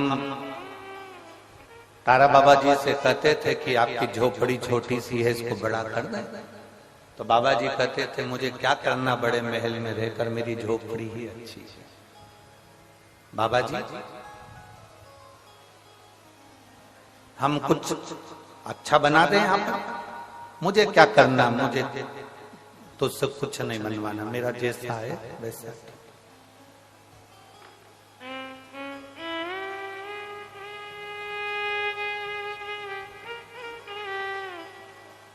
क्योंकि बाबा जी को एक बात मालूम थी, जो शंकर का उपासक होता है ना, जो शिव की आराधना करने वाला होता है ना, जो शंकर की भक्ति में डूबने वाला होता है, मेरी जीजियों, मेरे जीजाओं, मेरी बेटियों, मेरे बेटाओं, मेरी बहनों, मेरे भाई, शंकर की भक्ति में डूबने वाला, शंकर को मानने वाला, शिव की आराधना में डूबने वाला, शिव तत्व को जानने वाला एक बात हमेशा जानता है कि मुझे किसी से कुछ नहीं चाहिए। जो शिव की आराधना करने वाला होता है वो शंकर से ही मांगकर बहुत कुछ प्राप्त कर लेता है। शिव जी के 21 अवतार हुए हैं, शंकर भगवान के 21 अवतार एक हुए हैं, फिर 11 रुद्र अवतार अलग हुए हैं। उन 21 रुद्र अवतार में भगवान शंकर के 21 अवतार में एक अवतार है भगवान का गृहपति अवतार। शंकर भगवान के 21 अवतार में से एक अवतार है गृहपति अवतार। महाराज मां नर्मदा जी के तट पर नर्मदापुरम में एक विश्वानर मुनि रहते थे। शिव महापुराण की कथा कहती है शंकर जी के 21 अवतार में से एक अवतार गृहपति अवतार। मां नर्मदा जी के तट पर, मां नर्मदा जी के तट के ऊपर नर्मदापुरम में एक सुंदर विश्वानर मुनि रहते थे, ग्रस्त थे। अपनी धर्म पत्नी के साथ में उनका निवास।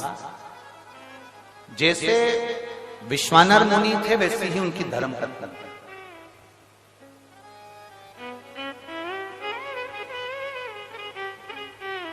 बहुत कम घर होते हैं जिन घरों में अगर पति धर्मात्मा है तो पत्नी धर्मात्मा हो, पत्नी धर्मात्मा हो तो पति धर्मात्मा हो।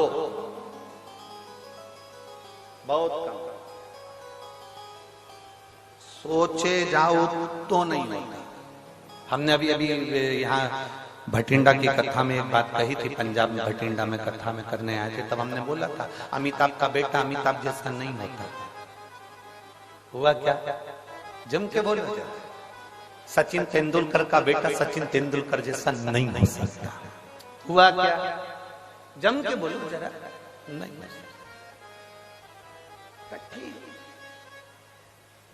एक अच्छे से अच्छा मुख्यमंत्री हो, प्रधानमंत्री हो, मिनिस्टर हो, कहीं का भी मंत्री हो, तो उसका बेटा उसके जैसा नहीं हो ही नहीं सकता।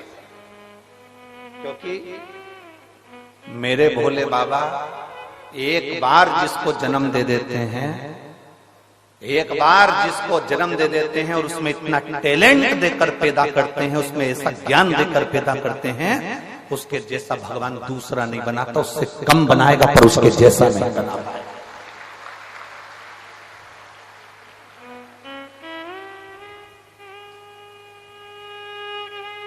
अमिताभ के पास में, अमिताभ बच्चन जी के पास में जो टैलेंट होगा उनके बच्चे के पास में नहीं हो पाएगा। सचिन तेंदुलकर के पास में जो टैलेंट होगा वो उनके बच्चे के पास में नहीं हो पाएगा। पिता जैसा बेटा नहीं होता। अगर बाप कलेक्टर है तो उसकी औलाद कलेक्टर हो सकती है, पर बाप जैसी नहीं हो सकती।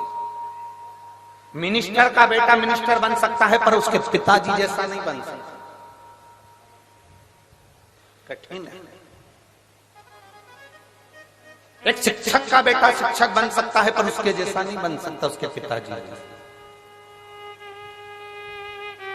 सास अपने 4 बेटों की शादी कर दे, 4 बहुओं को लिया है, पर सास सोचे कि तेरी जैसी आ जाए तो नहीं आ सकती, तू ओल्ड इज गोल्ड है।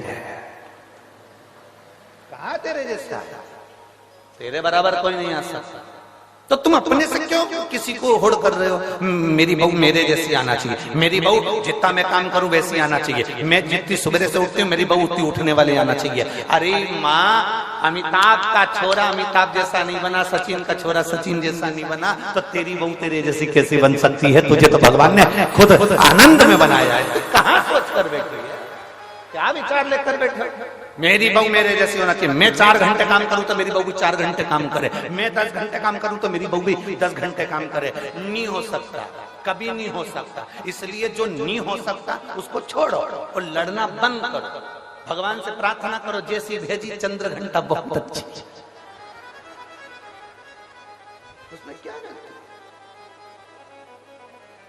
तुम ज्यादा सुधारने का प्रयास करोगे, वो नवरात्रि में काल रात्रि बन जाएगी। क्या मतलब? फिर तुम्हें सुबह शाम रोज आरती करना पड़ेगी उसकी। और तुम क्या बहू की आरती करोगे? बहू तुम्हारी कर देगी। तुम क्या करोगे? बहुत। इसलिए हमें किसी के जैसे नहीं बनना। शिव महापुराण की कथा कहती है, देवाधिदेव महादेव का चरित्र कहता है, तुम्हें किसी के जैसे नहीं बनना। अपने अंदर भगवान ने जिस जिसको जन्म दिया पृथ्वी पर, भगवान शंकर जिसको पैदा करते हैं उसको कुछ ना कुछ हुनर देकर पैदा करते हैं। आपके अंदर कोई ना कोई हुनर जरूर है। आप किसी के जैसे मत बनो, अपने हुनर को अपनी मेहनत से प्रकट करो।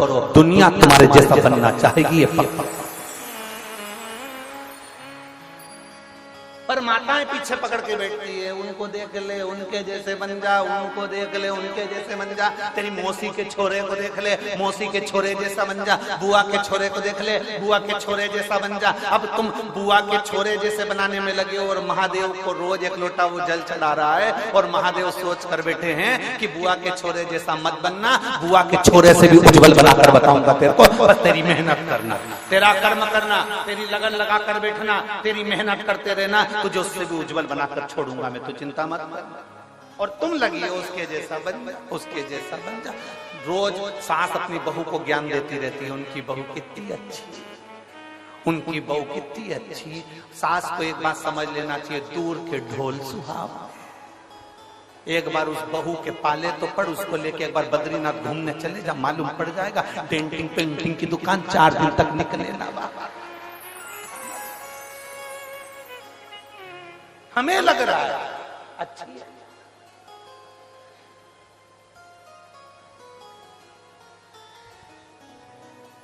ये बहुत बहुत विचित्र बात है। हर पत्नी को ये लगता है तुम्हारा दोस्त कितना अच्छा है,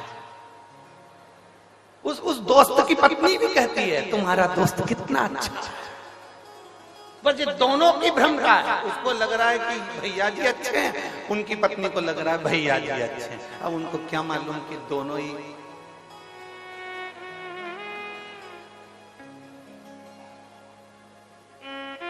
एक क्या शिव कथा का है, अपने में भगवान ने जो देकर भेजा वो किसी में नहीं दे।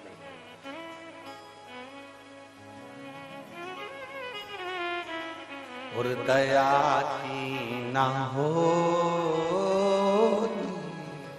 जो आदत तुम्हारी तो सोनी रे अदालत तुम्हारी। गरीबों के दिल में जगह तुम न पाते तो किस दिल में होती इबादत तुम्हारी, तो किस दिल में होती इबादत तुम्हारी। बहुत सोच से मिले, जिसके ललाट में जो लिखा है वो होना है, जो निश्चित है उसका सोचे से मतलब।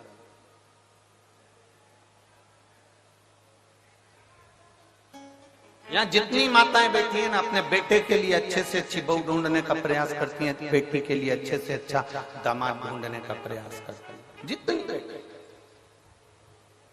ऐसी कोई माता नहीं होगी जो रोज भगवान के मंदिर में जाकर अपनी बहू के लिए छोरा नहीं मांगती होगी, पोता नहीं मांगती होगी। कोई नहीं कहता कि पोती दे दे, पर भगवान ने जो सोच कर रखा है वो दे दे तुम्हारे सोचे से। वो कहते हैं भोले बाबा अमर वरदान दे दो, भोले बाबा अमर वरदान दे दो। जैसी बेटी है दामाद दे दो, जैसी बेटी है वैसा दामाद दे दो। बेटी हमारी है राधा के जैसी, बेटी हमारी है राधा के जैसी, कान्हा के जैसा,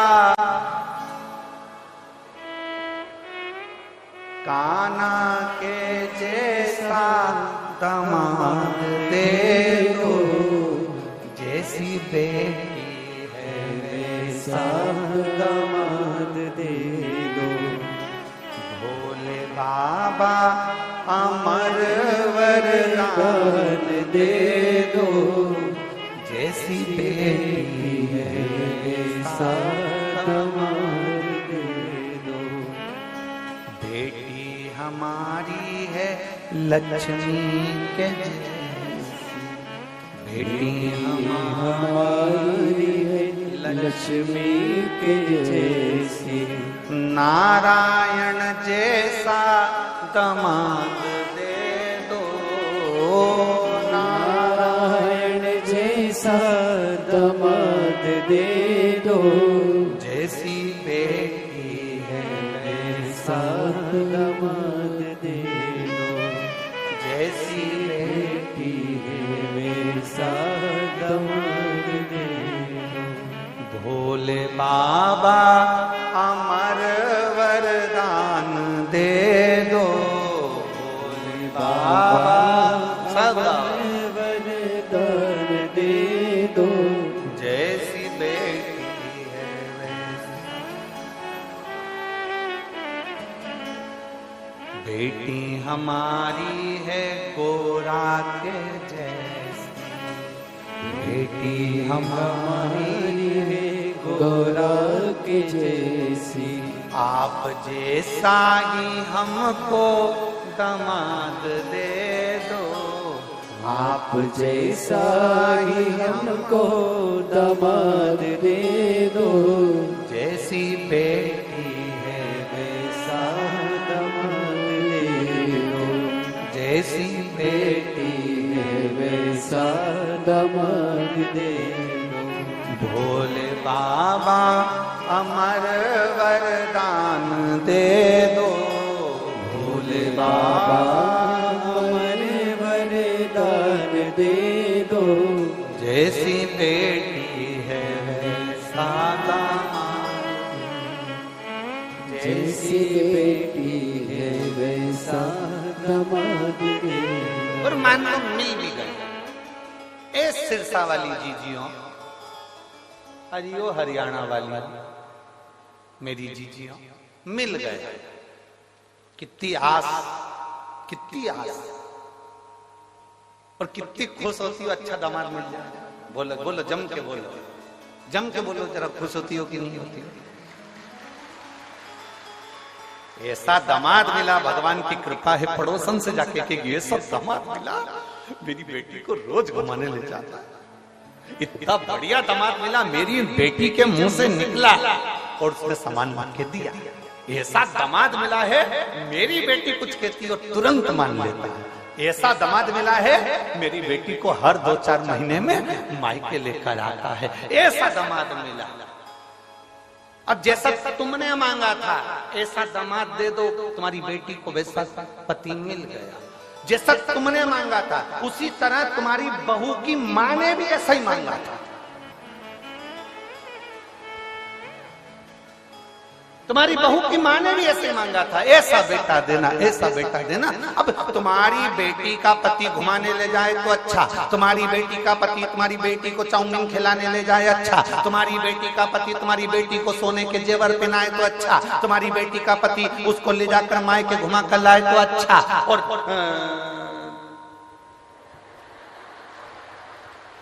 अब क्या बोलो, तुम सब समझदार हो, बोलो। और तुम्हारा बेटा अगर तुम्हारी बहू को घुमाने ले जाए तो बेकार, वो तो जोरू का गुलाम हो गया। दामाद ले जा रहे तो अच्छा, दामाद खिला रहे तो अच्छा, दामाद पढ़ा रहे तो अच्छा, दामाद सोने की रकम दिलाए तो अच्छा। मेरा दामाद जैसा कोई नहीं, मेरे बेटी का पति इतना बढ़िया, मेरी बेटी का पति अच्छा बढ़िया। तो आप भी अपने बेटे से कहो, बेटा जैसे तेरे जीजा, जैसे तेरे दामाद बेटी का सम्मान करते हैं, तू मेरी बहू का सम्मान कर। तो लगना चाहिए सामने वालों को कि दामाद अच्छा।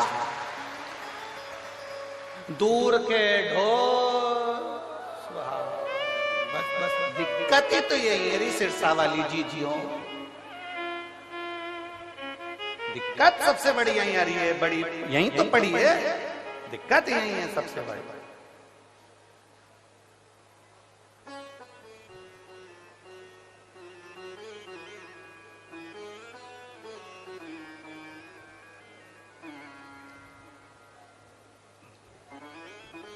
हमें दिक्कत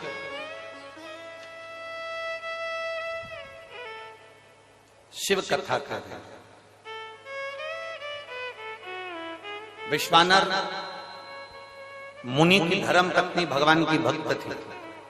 शिव जी की आराधना करना, भगवान शंकर की भक्ति करना। विश्वानर मुनि स्वयं शिव की आराधना में डूबने वाले। इनका एक नियम बड़ा पक्का था, प्रतिदिन शिवलिंग का निर्माण करना, पूजन करना, विसर्जन करना। और जिस दिन शिवलिंग का निर्माण नहीं कर पाते थे, जिस दिन शंकर भगवान के शिवलिंग की आराधना नहीं कर पाते थे, जिस दिन भगवान शंकर के शिवलिंग का पूजन नहीं कर पाते थे, उस दिन एक बेलपत्री का दान देते थे। कितनी कितनी बेलपत्री? एक। शिव पुराण पढ़ी है आप लोगों ने?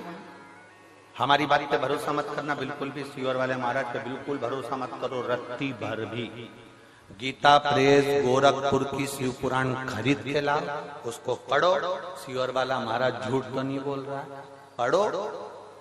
कुमार खंड निकालो, उमा खंड निकालो, शिव महापुराण का कुमार खंड उमा खंड निकाल कर पढ़ो, जिसके अंतर्गत लिखा हुआ है एक बेलपत्री का दान किसके बराबर होता है? तो कहा 1.25 मन सोने के सिंहासन पर शालिग्राम जी की मूर्ति को बिठाकर सोने का श्रृंगार कर कर किसी ब्राह्मण को दान दिया जाता है, उससे 1000 गुना दान बड़ा एक बेलपत्री का दान के बराबर।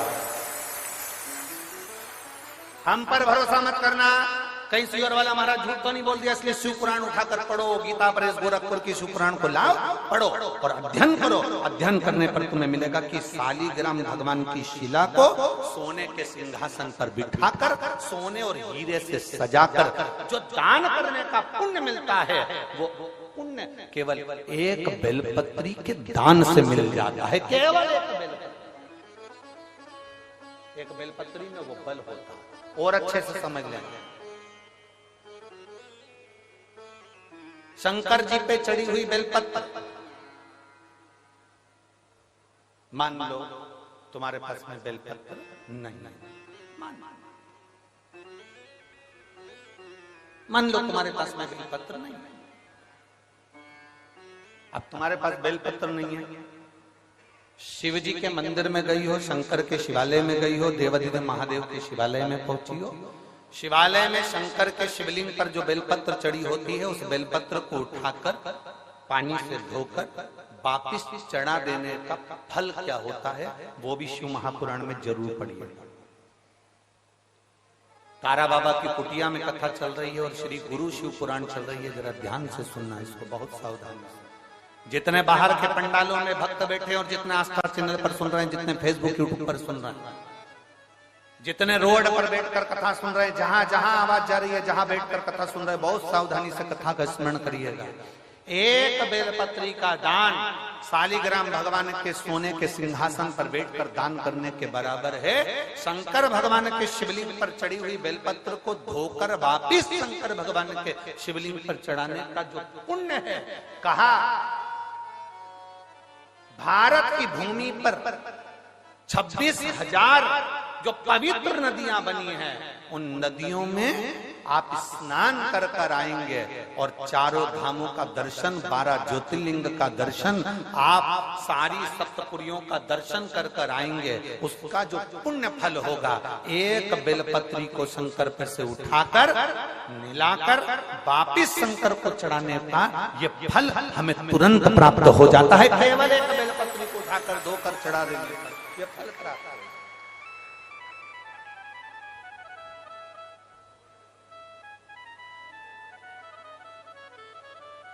एक बेलपत्र ना जाने कौन कौन ने ऐसा नियम बना दिया, हमें तो समझ में नहीं आता। थोड़ा सा दुनिया के लोग लोभ लालच में नियम बनाए हो तो बात दूसरी है।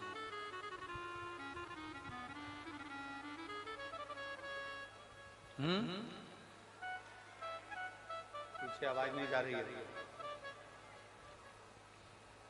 पीछे की आवाज खोलिए, पीछे की। वहां जाके बक्से के तारों चेक करिए कि आवाज क्यों नहीं पहुंच रही है।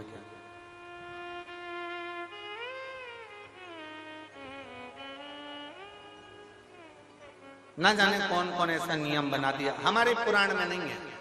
फिर निवेदन करेंगे, बहुत सावधानी से सुनिएगा कथा। लोगों को थोड़ा बुरा लग सकता है हमारी कथा, तो वो तो लगता रहता है, उसमें स्मरण ना। किसी पुराण के अंदर यह नहीं लिखा कि चांदी की बेलपत्र बनाकर भगवान शंकर को समर्पित करो।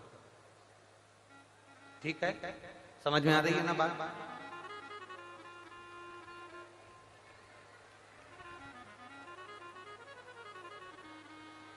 किसी पुराण के अंदर यह नहीं लिखा, किसी शास्त्र के अंदर यह नहीं लिखा कि चांदी की बेलपत्र बनाओ, सोने की बेलपत्र बनाओ और भगवान को चढ़ाओ, भगवान को समर्पित।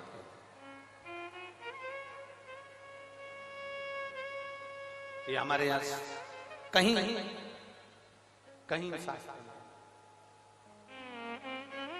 कहीं हमारी पुराणों में नहीं लिखा गया, कहीं पर।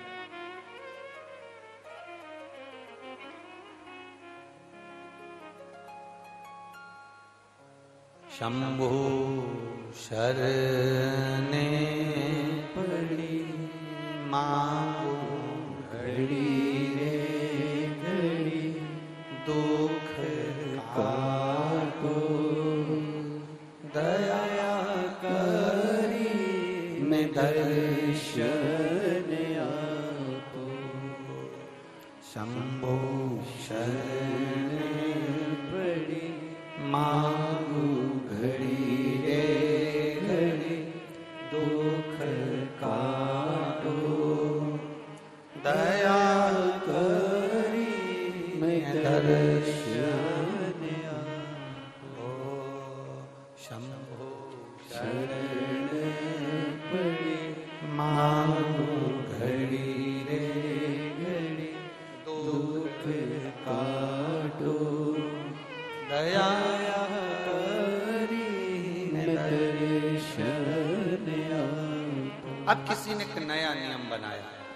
चांदी की बेलपत्र शंकर जी को चढ़ाना, सोने की बेलपत्र शिव जी को चढ़ाना। ये हमारे शिव महापुराण के एक भी 24,000 श्लोक में से एक भी श्लोक में कहीं चांदी और सोने की बेलपत्र का प्रसंग नहीं। किसी को जरूरत पड़ने लगी होगी चांदी की बेलपत्र की तो उसने चढ़वा दी होगी, किसी को सोने की बेलपत्र की जरूरत पड़ी होगी तो उसने चढ़ा दी। वो अपना प्रसंग अपनी जगह। सोने की बेलपत्र क्या कोई साधारण सा शिव भक्त चढ़ा सकता है? जम के बोलो जरा। चांदी की बेलपत्र कोई साधारण सा शिव भक्त चढ़ा सकता है क्या? अगर चांदी और सोने की बेलपत्र का नियम आया है तो फिर तांबे पीतल की क्यों नहीं आया? एल्युमिनियम की क्यों नहीं आया? कपड़े की बेलपत्र का क्यों नहीं आया? कागज की बेलपत्र का नियम क्यों नहीं आया? आया तो सोने और चांदी की बेलपत्र का नियम आया। ये हमारे शास्त्र के हिसाब से, ये हमारे शिव पुराण के हिसाब से बिल्कुल नहीं। दूसरे को देखकर कभी मत विचार करना। कई लोग उज्जैन महाकाल का दर्शन करने जाते हैं, कई लोग ओमकारेश्वर का दर्शन करने जाते हैं, कई लोग विश्वनाथ जी का दर्शन करने जाते हैं, तो वहां डलिया मिलती है फूल पत्ती की, तो उसमें एक चांदी की बेलपत्र भी रख देते हैं कि ये चांदी की बेलपत्र वो चढ़ाएंगे और आपको दे देंगे, तो आप वो चांदी की बेलपत्र ले जाके अपनी अपनी तिजोरी में, अलमारी में, अपने अपने घर में रख ना।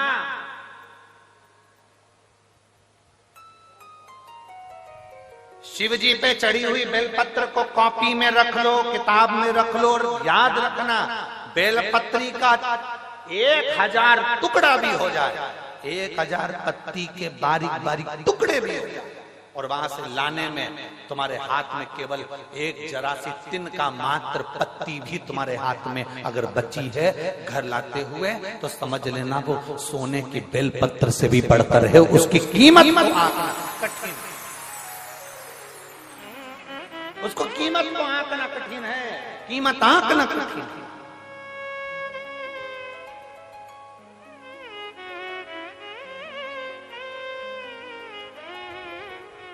एक बेलपत्री की कीमत को कौन आंक सकता है बाबा? समझे? ये किसी ने एक फाइल भेजी है जिसमें इस व्यक्ति को जो बीमारी हुई है वो लाखों में किसी एक को होती है, जिसके अंदर उसके शरीर की नसें चौक होती चली जाती है, शरीर काम करना बंद कर देता है, आखिरी में वो व्यक्ति का पूरा शरीर, जिह्वा, कान, गला लुप्त होकर पड़ जाता है, हाथ पैर सब ढीले पड़ जाते हैं, शरीर पूरा काम करना बंद कर देता है। उस शरीर में कोई ऊर्जा नहीं रहती, केवल प्राण चलते हैं, और भगवान से लोग प्रार्थना करते हैं कि ये तो प्राण छूट जाए तो अच्छा। इतना बड़ा शरीर उठाकर कौन कहां लेकर जाए? जो हिल नहीं सकता, जा नहीं सकता, एक बीमारी जिसको डिस्टेमिया कहते हैं, ऐसी बीमारी इस व्यक्ति को हो गई थी, जिसने पूरी डॉक्टर की रिपोर्टें और पूरे चीजें लगाई है उस व्यक्ति ने, और अपनी पूरी, पहले आप फोटो देखिए उस व्यक्ति का जो पड़ा हुआ है, जो एलईडी वाले हैं वो एलईडी पर दिखाएंगे, आस्था चैनल वाले आस्था चैनल पर दिखाएंगे। जिस व्यक्ति का शरीर, हाथ, पैर, गर्दन कुछ भी काम नहीं करता था, केवल पड़ा रहता, उसका कोई शरीर काम नहीं करता, कोई शरीर उसका कार्य नहीं करता। अब उसके पत्र पर अपन ध्यान देंगे।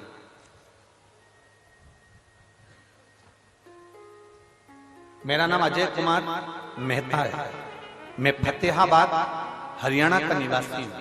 कहीं बैठे हो तो हाथ हिला सकते हैं। आप ही हैं? श्री शिवाय नमस्ते। आ जाओ, एक बेलपत्र ले जाना चाहिए। मैं फतेहाबाद हरियाणा का निवासी हूं। मेरा मोबाइल नंबर ये है। मैंने कोरोना काल में 2021 में पहली वैक्सीन की डोज लगाने के बाद मुझे मालूम नहीं पड़ा कि मेरे शरीर को क्या हुआ। समय आया, मेरे शरीर ने काम करना बंद कर दिया और मेरा शरीर पूरी तरह से शिथिल हो गया। गर्दन ठहर नहीं पाती थी, हाथ गिर जाता था, पांव उठ नहीं पाता था, शरीर पूरा ऐसे ही पलंग पर पड़ा रहता था। हमने गुड़गांव मेदांता में दिखाया, वहां दिखाने के बाद मालूम पड़ा कि मुझे बीमारी हो गई है। ये बीमारी लाखों लोगों में एक को होती है, जिसका इलाज पूरे विदेश में भी नहीं है।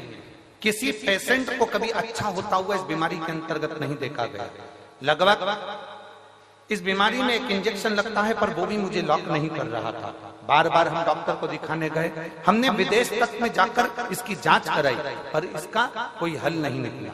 ये बीमारी जैसी की जैसे थी, एक इंजेक्शन लगवाते थोड़ा सा आराम मिलता, फिर वैसे ही हो जाते। गर्दन ठेरती नहीं, हाथ ठेरता नहीं, पांव ठेरता नहीं।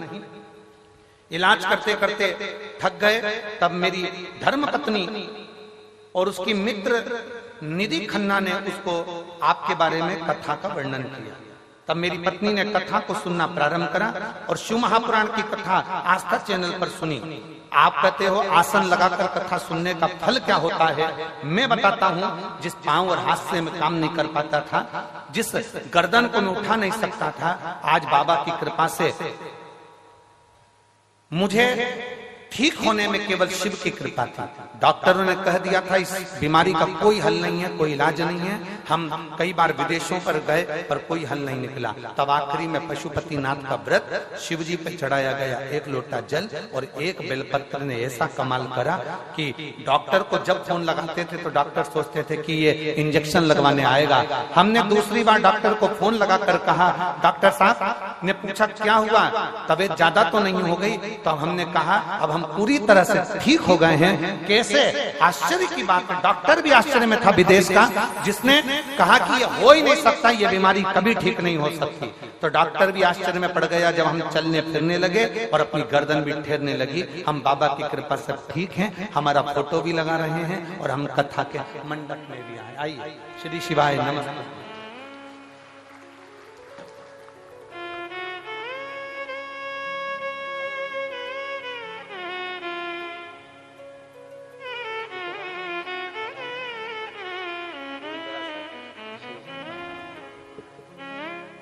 पत्र भेजा,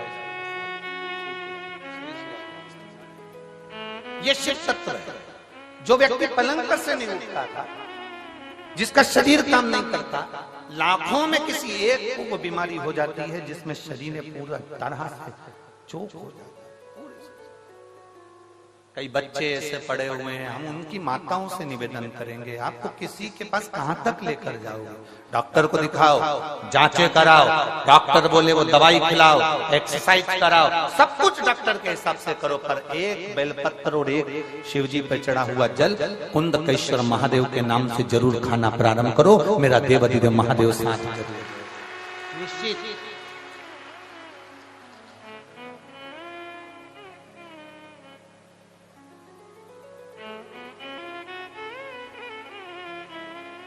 और तेरी कृपा बिना न हिले एक भी अणु, लेते हैं श्वास तेरी कृपा से तनु तनु।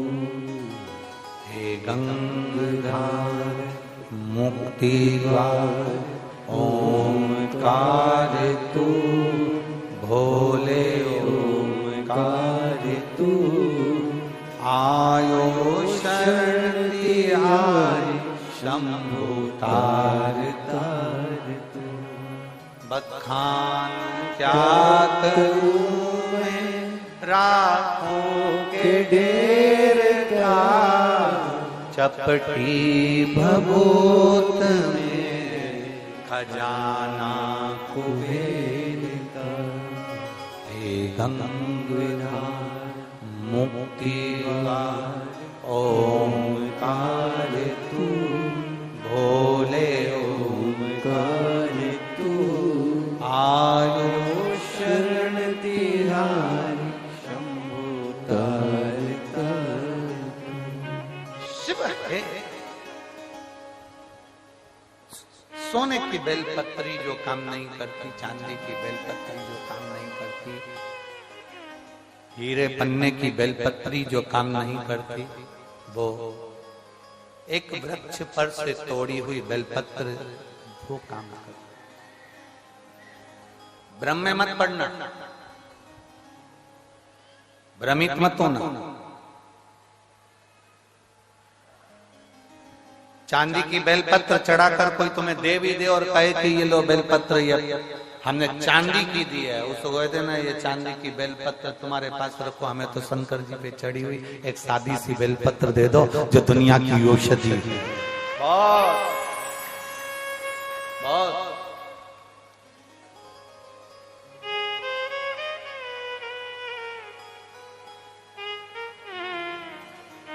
इसको समझना कठिन है। ये शंकर की कथा नहीं है। ये आप लोगों को लग रहा होगा कि तारा बाबा की कुटिया में शिव महापुराण की कथा चल रही है। ये शिव पुराण की कथा नहीं है।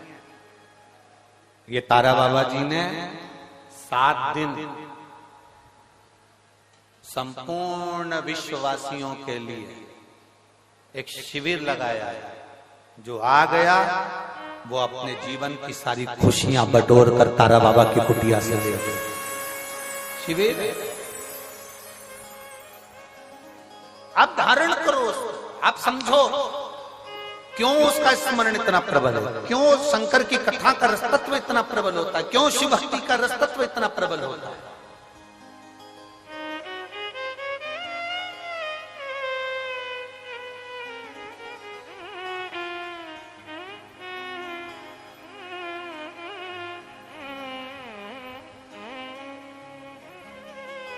कल कोई कह रहे थे, हम सुबह सुबह जब मॉर्निंग वॉक में घूम रहे थे, सुबह 5 साढ़े 5 बजे का समय होगा, वो जो बाउंसर लोग लगे हैं ना, तो वो कह रहे थे गुरुजी हम यहाँ हमेशा सेवा में आते हैं, पर एक बात आज तक समझ में नहीं आई, इतना सारा कथा हुआ पर ये कथा में ये इतने सारे आ कहां से गए, ये समझ में नहीं है। और हम किसी को भी कुछ भी बोलते हैं ना तो वो टस से मस नहीं होता। पहले जितनी कथा होती थी ना, सब में समझदार लोग आते थे, तो हमने कहा राम कथा में राम जी जैसे आए हैं, कृष्ण कथा में कृष्ण जैसे आए हैं, शंकर जी के तो सब ऐसे ही मिलेंगे।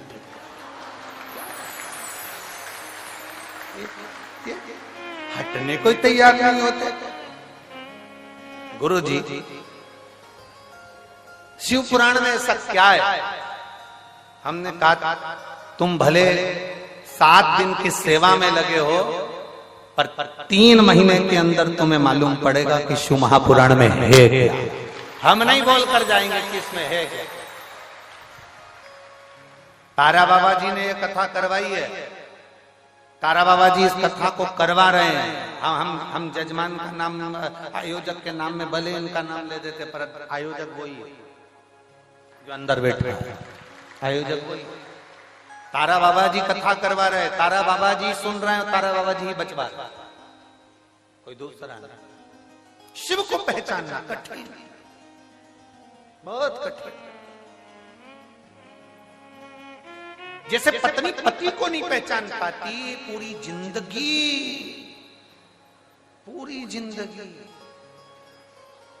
नहीं पहचान सकती। कब एक पति पत्नी गार्डन में घूम रहे थे, गार्डन में घूमते घूमते सामने से कुत्ता आ गया।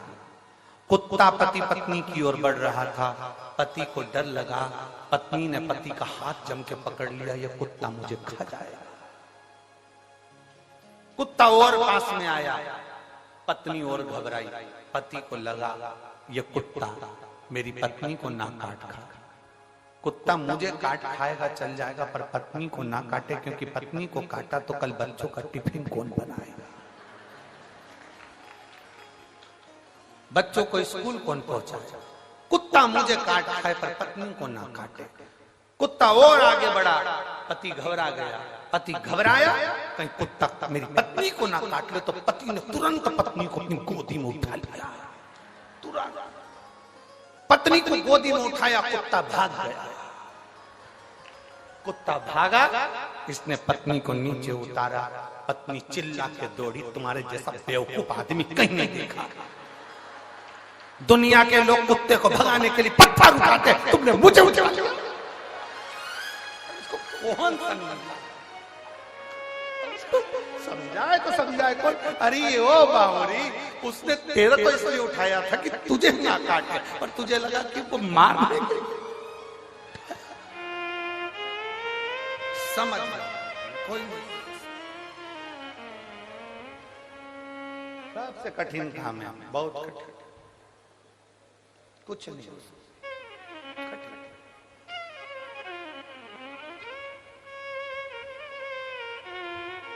शिव कथा कर रहे हैं, भगवान शंकर का संवाद कर रहे हैं। शिव को समझना बहुत कठिन, बहुत कठिन। कौन समझा भगवान देवादिदेव महादेव को? जो समझ गया वो शिव जैसा हो गया, जो नहीं समझा वो ना समझ पाया।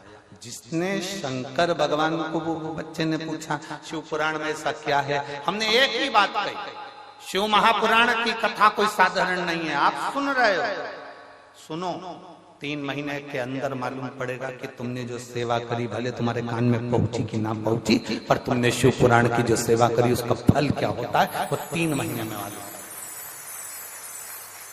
मालूम पड़ता है।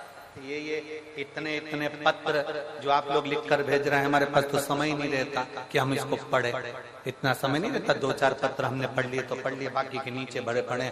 2 दिन में इतने पत्र आए भी, 7 दिन में ढेर लगे। या हम कोई लिखते नहीं है, हम आपको पहचानते भी नहीं। सिरसा में पहली बार आए गोविंद जी, गोपाल जी, हमारा आना भी नहीं हो, कभी इधर से क्रॉस भी नहीं हो, पहली बार आना हुआ। हालांकि गोविंद जी तो बोले थे हमको जब हम बठिंडा आए थे कि आप एक बार यहाँ आओ, एक बार यहाँ पहुंचो, एक बार आओ, और हमारा आना ही नहीं। बहुत कट, जब तक भोले बाबा बुलाता नहीं तो हम जाते भी नहीं। हमने पहले भी कहा, हमको गोविंद जी ने नहीं बुलाया, ना गोपाल जी ने बुलाया, अंदर बैठे लंगोटी लगाकर, बाजू में पिछोड़ा रखकर, बड़े अलमस्त होकर बैठे। हम कल गए थे मामा, हमने उनसे बात भी करी, बुला लिया आपने, अलमस्त होकर बैठे। मस्त कथा का लाभ ले, पहचानना कठिन। शिव को जो जान गया वो दुनिया में सब कुछ है। एक पढ़ी लिखी बेटी, एक पत्र देखिए,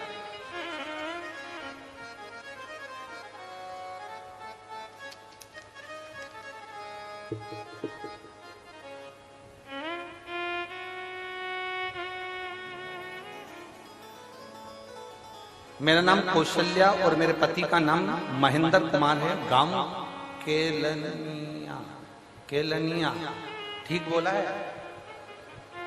है? हाँ, तुम समझ जाना, ठीक है, बाकी के तो जाने दो। आप ही हैं? हाथ हिला दो एक बार। श्री शिवाय नमस्ते। गांव केलनिया, सिरसा की रहने वाली हूँ गुरुजी। मेरे बाबा महादेव की कृपा में 14 साल से हरियाणा पुलिस में सरकारी नौकरी कर रही हूँ। हरियाणा पुलिस में मैं 14 साल से सरकारी नौकरी कर रही हूँ गुरुदेव। हंसी खुशी की जिंदगी जी रही थी। एक दिन अचानक 19 दिसंबर 2022 को मेरे पति महेंद्र कुमार का एक्सीडेंट हो गया और सर में इतनी ज्यादा चोट पहुंच गई कि डॉक्टर ने हाथ में केस लेने को मना कर दिया। बहुत मुश्किल था, डॉक्टर के हिसाब से ये जा चुके थे, ऐसा उन्होंने बोल दिया। पति के सर का ऑपरेशन हुआ, फिर भी सर की राइट साइड की हड्डी निकाल दी गई और हड्डी निकालने के बाद डॉक्टर साहब ने उनकी जान बचाने का प्रयास किया। साफ साफ डॉक्टर ने कह दिया कि हम प्रयास कर रहे हैं पर भरोसा नहीं है कि बचेगा ना बचेगा। कुछ देर बाद सांस भी चलेगी कि नहीं चलेगी इसका कोई भरोसा नहीं। शायद मेरे देव अधिदेव महादेव ने, क्या वर्णन करूं गुरुदेव, डर गए, घबरा गए। तब डॉक्टर से कहा कि आप अपना काम करो, मेरा महादेव बचाएगा जरूर, ये निश्चित है। और शिव जी की ऐसी कृपा हुई कि बाबा देवादिदेव महादेव का स्मरण करा, श्री शिवाय नमस्तुभ्यम का जाप किया, एक बेलपत्र लाकर शंकर जी का मंदिर जो हॉस्पिटल के पास में था उसमें से उठाकर ऑपरेशन के लिए ले जाते समय उनके साइड में रखकर भेज दिया। मैं बाबा का क्या गुणगान करूं गुरुदेव, जो डॉक्टर